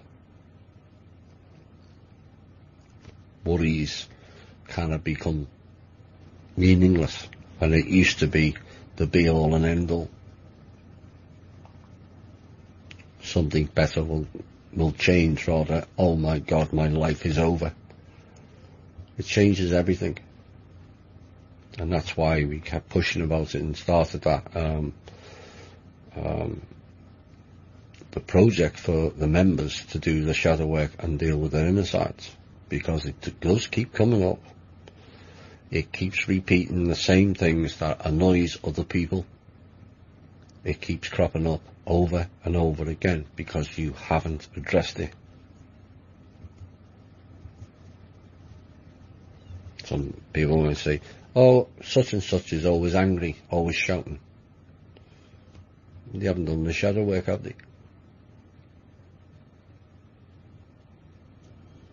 Someone's always being nasty, someone's always doing this, someone's always doing that. They haven't dealt with their shadow sides and done their inner work. It's becoming more and more clear as to who has and who hasn't. I think most who listen to this show will recognise that. In more of your shows you have mentioned that the RV Operation #stupidity will have a different outpost than most of us expect, and as I understand it, the RV projects will have to be applied for directly through the Manor World Holding Trust. Well, there is obviously Tank is doing something with his Create Change. I was supposed to speak to him this week, but I've been caught up with all kinds, so I will probably try and speak to him again over the weekend. And but there is no RV now, as I understand, but I'm not promising, and neither is Tank. Some of the RV people will get paid out on some of their dinars and other currencies, but not anywhere near the rates you were told. You'd be lucky to get 1 to 1.5. You know, Kim and the team do recognise a lot of you being ripped off, and there is a possibility going forward that there may be some sort of compensation in a way, but I'm not promising it. I've worked the last 15 years, worked on a large project where we have developed a whole integrated organic diversity farming model, which we want to roll out and give to the rest of the world through our RV project. I would suggest please rename it to something else and delete the term RV. Apart from traditional organic farming, we are integrating body diversity both under and above the soil. And we're working with protected animals and plants in order to create healing and health-giving food. Can you help us with information as how we can apply to the Manor World Holding Trust for our project? I'm getting a lot of these type of questions. It depends on which part of the world it is. It also depends on how much funding is given out for these type of projects, and which country it originates. Is there something that that is already set up there that we can receive a proposal when the time is right? It's not right at the moment. We've got proposals into the People's Club Foundation that we haven't looked at yet until the funding is in the accounts. Then everything changes. But get everything ready is what I'm asking people to do. Get everything ready, get all your proposals ready, your financial of how much cost you're going to need, because we're going to need to know, for the bigger things like that, we're going to need to know costs, and get your plan ready when the funds are released. Then we'll probably do a show, or a number of shows, either with the foundation itself or Kim and I, of how people can get funding for the projects. It may come through the People's Club. It may be shared with the People's Club and create change, and there may be other foundations that become involved, so there's an option to apply to at least one. So get it all ready, and once it gets announced and the funds are delivered, then we're in business. Do you think the 5G that is being implemented is harmful, or is this just all fear porn? If it's as harmful as predicted, how can we stop this madness? Well, going forward, one of the proposals put forward is we evaluate all technology. Whether that gets approval by the Trump administration remains to be seen, but I think it's something that we really need to look at. I mentioned some of the other bigger organisations that are having a negative impact on people, be it Facebook, Twitter, YouTube, Google, and Amazon. Microsoft is another one. Mr. Gates was summoned to the White House last week, as I understand it. So there is a drive to stop the manipulation of people and all the fun and games that have been perpetrated on the people. So I don't see, once the top end is cleared out, we expect the minions, who will appear to be the prominent ones to most in the general public, but they're the minions. They will fall a lot quicker than the top end. Once the top end is dealt with, and then the real work starts, chemtrails, 5G, and yes, it is harmful. Those type of frequencies are harmful, but I don't think it's that much in advance. It's harmful with 3G and 4G. Cell phones are harmful, people still use them. Wi-Fi is harmful, but people want Wi-Fi in their house. Microwaves are harmful, but people like using microwaves. Why? Because it's convenient. There's that word again. Like Wi-Fi, it's convenient, but it's also harmful. So there's a lot of work that needs to be done to correct a vast range of things.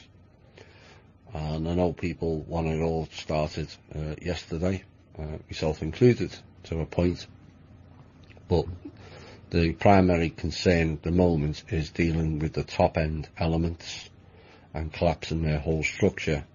And once they've gone, the minions will be swept up rather quickly. Then we can get into the real work of improving things for the people on a global scale, on virtually every facet of life. So, whilst it's frustrating at the moment, I do get that. It's all about priorities at the moment.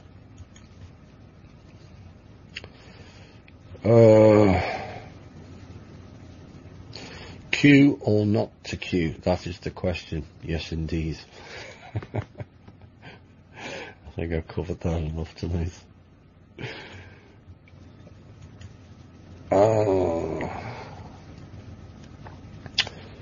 You said recently that the lower astral level had been decimated.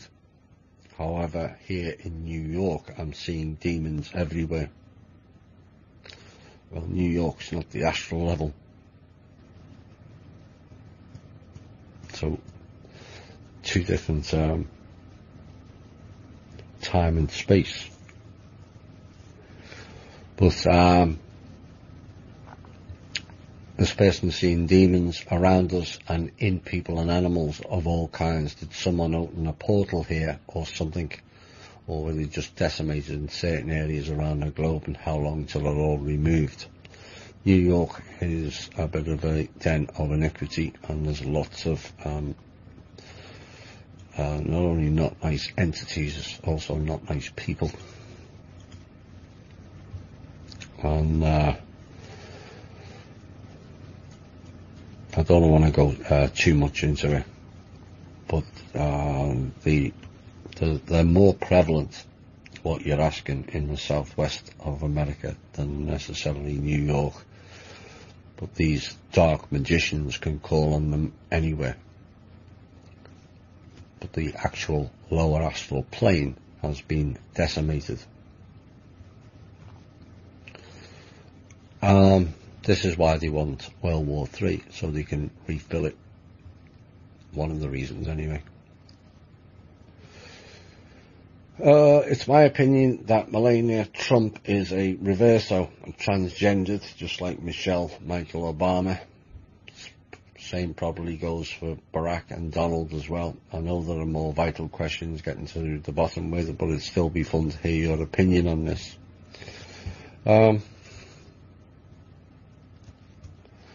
There is a lot of rumours about Michelle stroke Michael.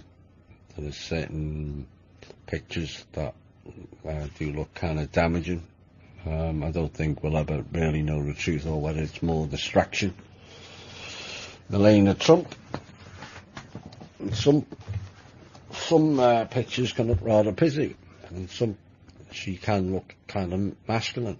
It depends on the light and which way she looks, whether she is or he is. At this point, it's kind of irrelevant. It's, are they doing right for them by the people? I don't care whether they're gay, transgendered, lesbian or whatever. At this point, it's, as you said, you know, there's far more important things to get focus on. And the most important thing is what these people are doing for the benefit of the people.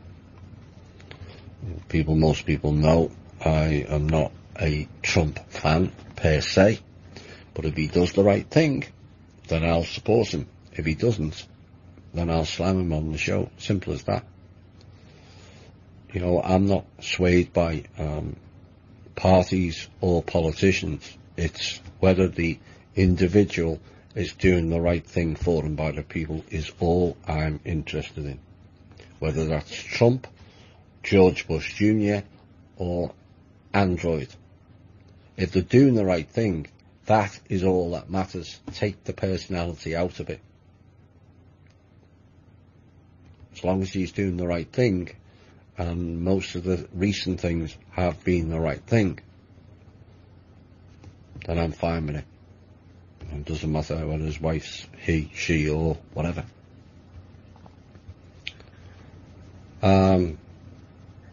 No, the sun will not be moving to the new earth as well.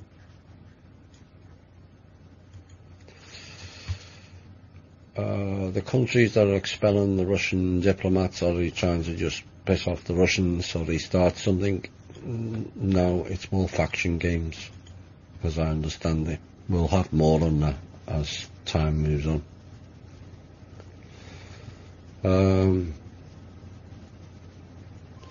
Do you have any insight as to why the Australian Prime Minister gave $2.5 trillion of the Australian People's Superannuation Funds over to the United States? Because if Mana is funding their RV, which people stop saying the RV because there is no RV, why do they need our country to fund their infrastructure? What we've been seeing, and I'm referring to a previous answer I was given, is you've seen a lot of strange arms deals. There's one between Saudi Arabia and America, which got me kind of pissy. But then it has other purposes. and you're going to see funds being transferred around the world for other purposes. Eventually, the reason of those purposes will be put forward. As it stands now, it's kind of all muddy and people are reacting to it. Maybe Australia owes America $2.5 trillion. Have you considered that? And that was the only fund that had sufficient in it. There's a whole heap of things that have been going on that doesn't meet the eye, and we'll see that unroll more going forward. It's like when I mentioned probably 6 months ago, was it, when I said you're going to see a lot of presidents or prime ministers or top people in various cabinets in various countries all arrested for fraud and corruption, and yet it won't be for that reason. This is kind of similar. Has Australia signed with Manor yet, and do you have any information on whether Australia is coming to the party? There's still issues with Australia, and the negotiations that should have took place with Australia and Tasmania and New Zealand were supposed to be done by another individual, and they didn't, which we found out a bit late. So we're playing catch up with those countries. Is there a place named Agartha? If so, where can one find it? It's called many different things. That's kind of popular, become popular with the community. Is there an underground place? Yes, there is. Where can you access it? That access is rather controlled, and very few can gain access to those regions. Very few can handle the frequencies for a start. The vibrational frequency is much higher, and so that negates a fair amount of the population.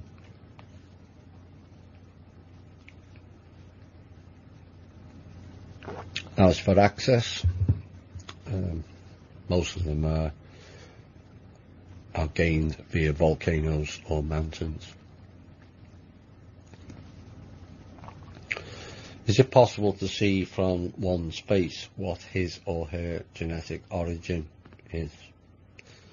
Not really, no.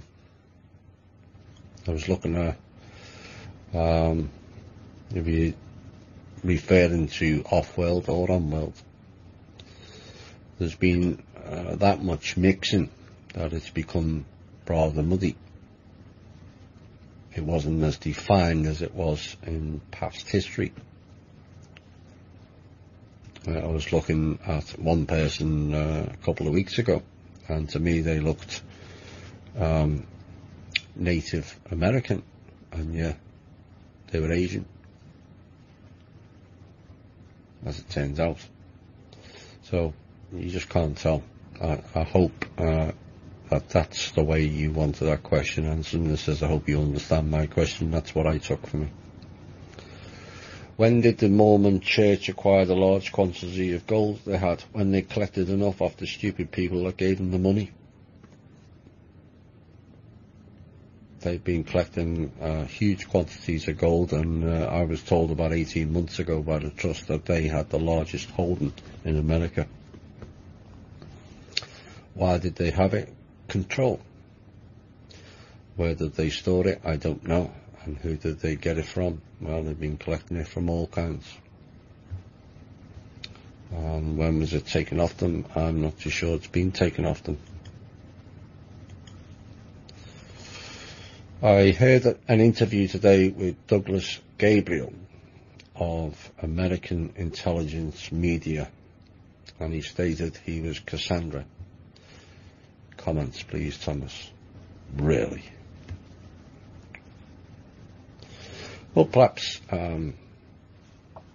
people should get hold of Mr. Gabriel and slap him about the head with a 2x4.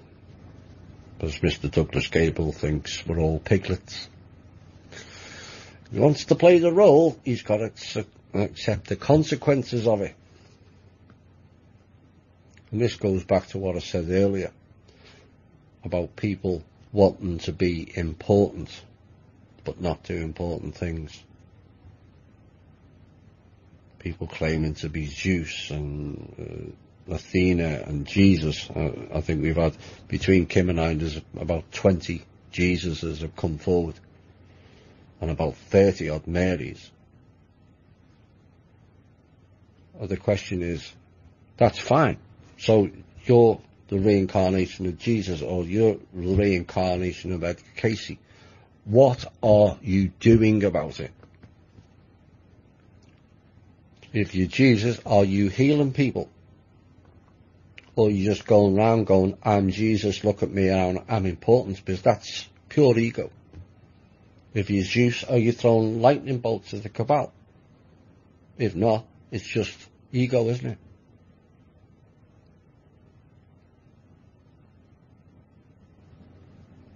Very rarely hear about people, although that's a change, saying that they're bad characters. How many have come forward and says they're the reincarnation of Pol Pot or Hitler? You see, everyone wants to play the hero. Or be the hero without doing the work. You do the work and you become your own name. No matter who that is. Nobody's more important than you. Is Donald Trump more important than you? No. Is he doing a more important job than most? Yes. Big difference. Are these actresses and actors more important because they're perceived as being famous? No, they're not. You have to stop giving your power away and pretending that you're somebody else and just be yourself. It's more than enough. Be the best you can be. It's way more than enough than saying, I'm Cassandra or I'm this. You're stepping outside of yourself. And that's never worked too well for us, has it? Right, I hope you've enjoyed tonight's show. It was packed. The intel was fairly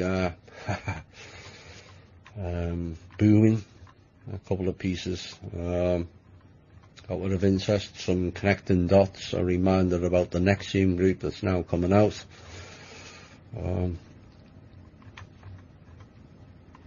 Things are progressing very, very well. That's what I will leave you with tonight. We are seeing some things in the media. We are going to see a lot more. But we're going to have to start being better to each other. Less of the ego. Less of the game playing. They're the models the cabal gave you. Is that really what you want to replicate? So instead of spending your time digging and looking for faults in people, which is kind of a reflection of yourself in many ways, why don't you dig it and search for the truth in people? It's all there. The answers are all inside you. It always was. If you leave life in love and care, you will prevail. If you lead life in fear and anger, you will fail. Feel free for you to be the person you wish to be, not the person who conforms to what others want them to be. That's important. Be yourself. You are a multi-dimensional being operating simultaneously on many levels. You are not here to conform. You are not here to be stifled. You are not here to be enslaved, and you're not here to be abused either. And more importantly, you are not here to compete with your friends, family, or neighbours.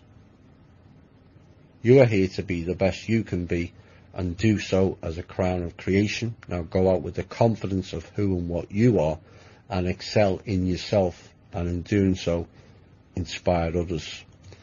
This has been the Truth, Honour and Integrity Show. My name's Thomas Williams, and we're on the edge of glory. Bye for now.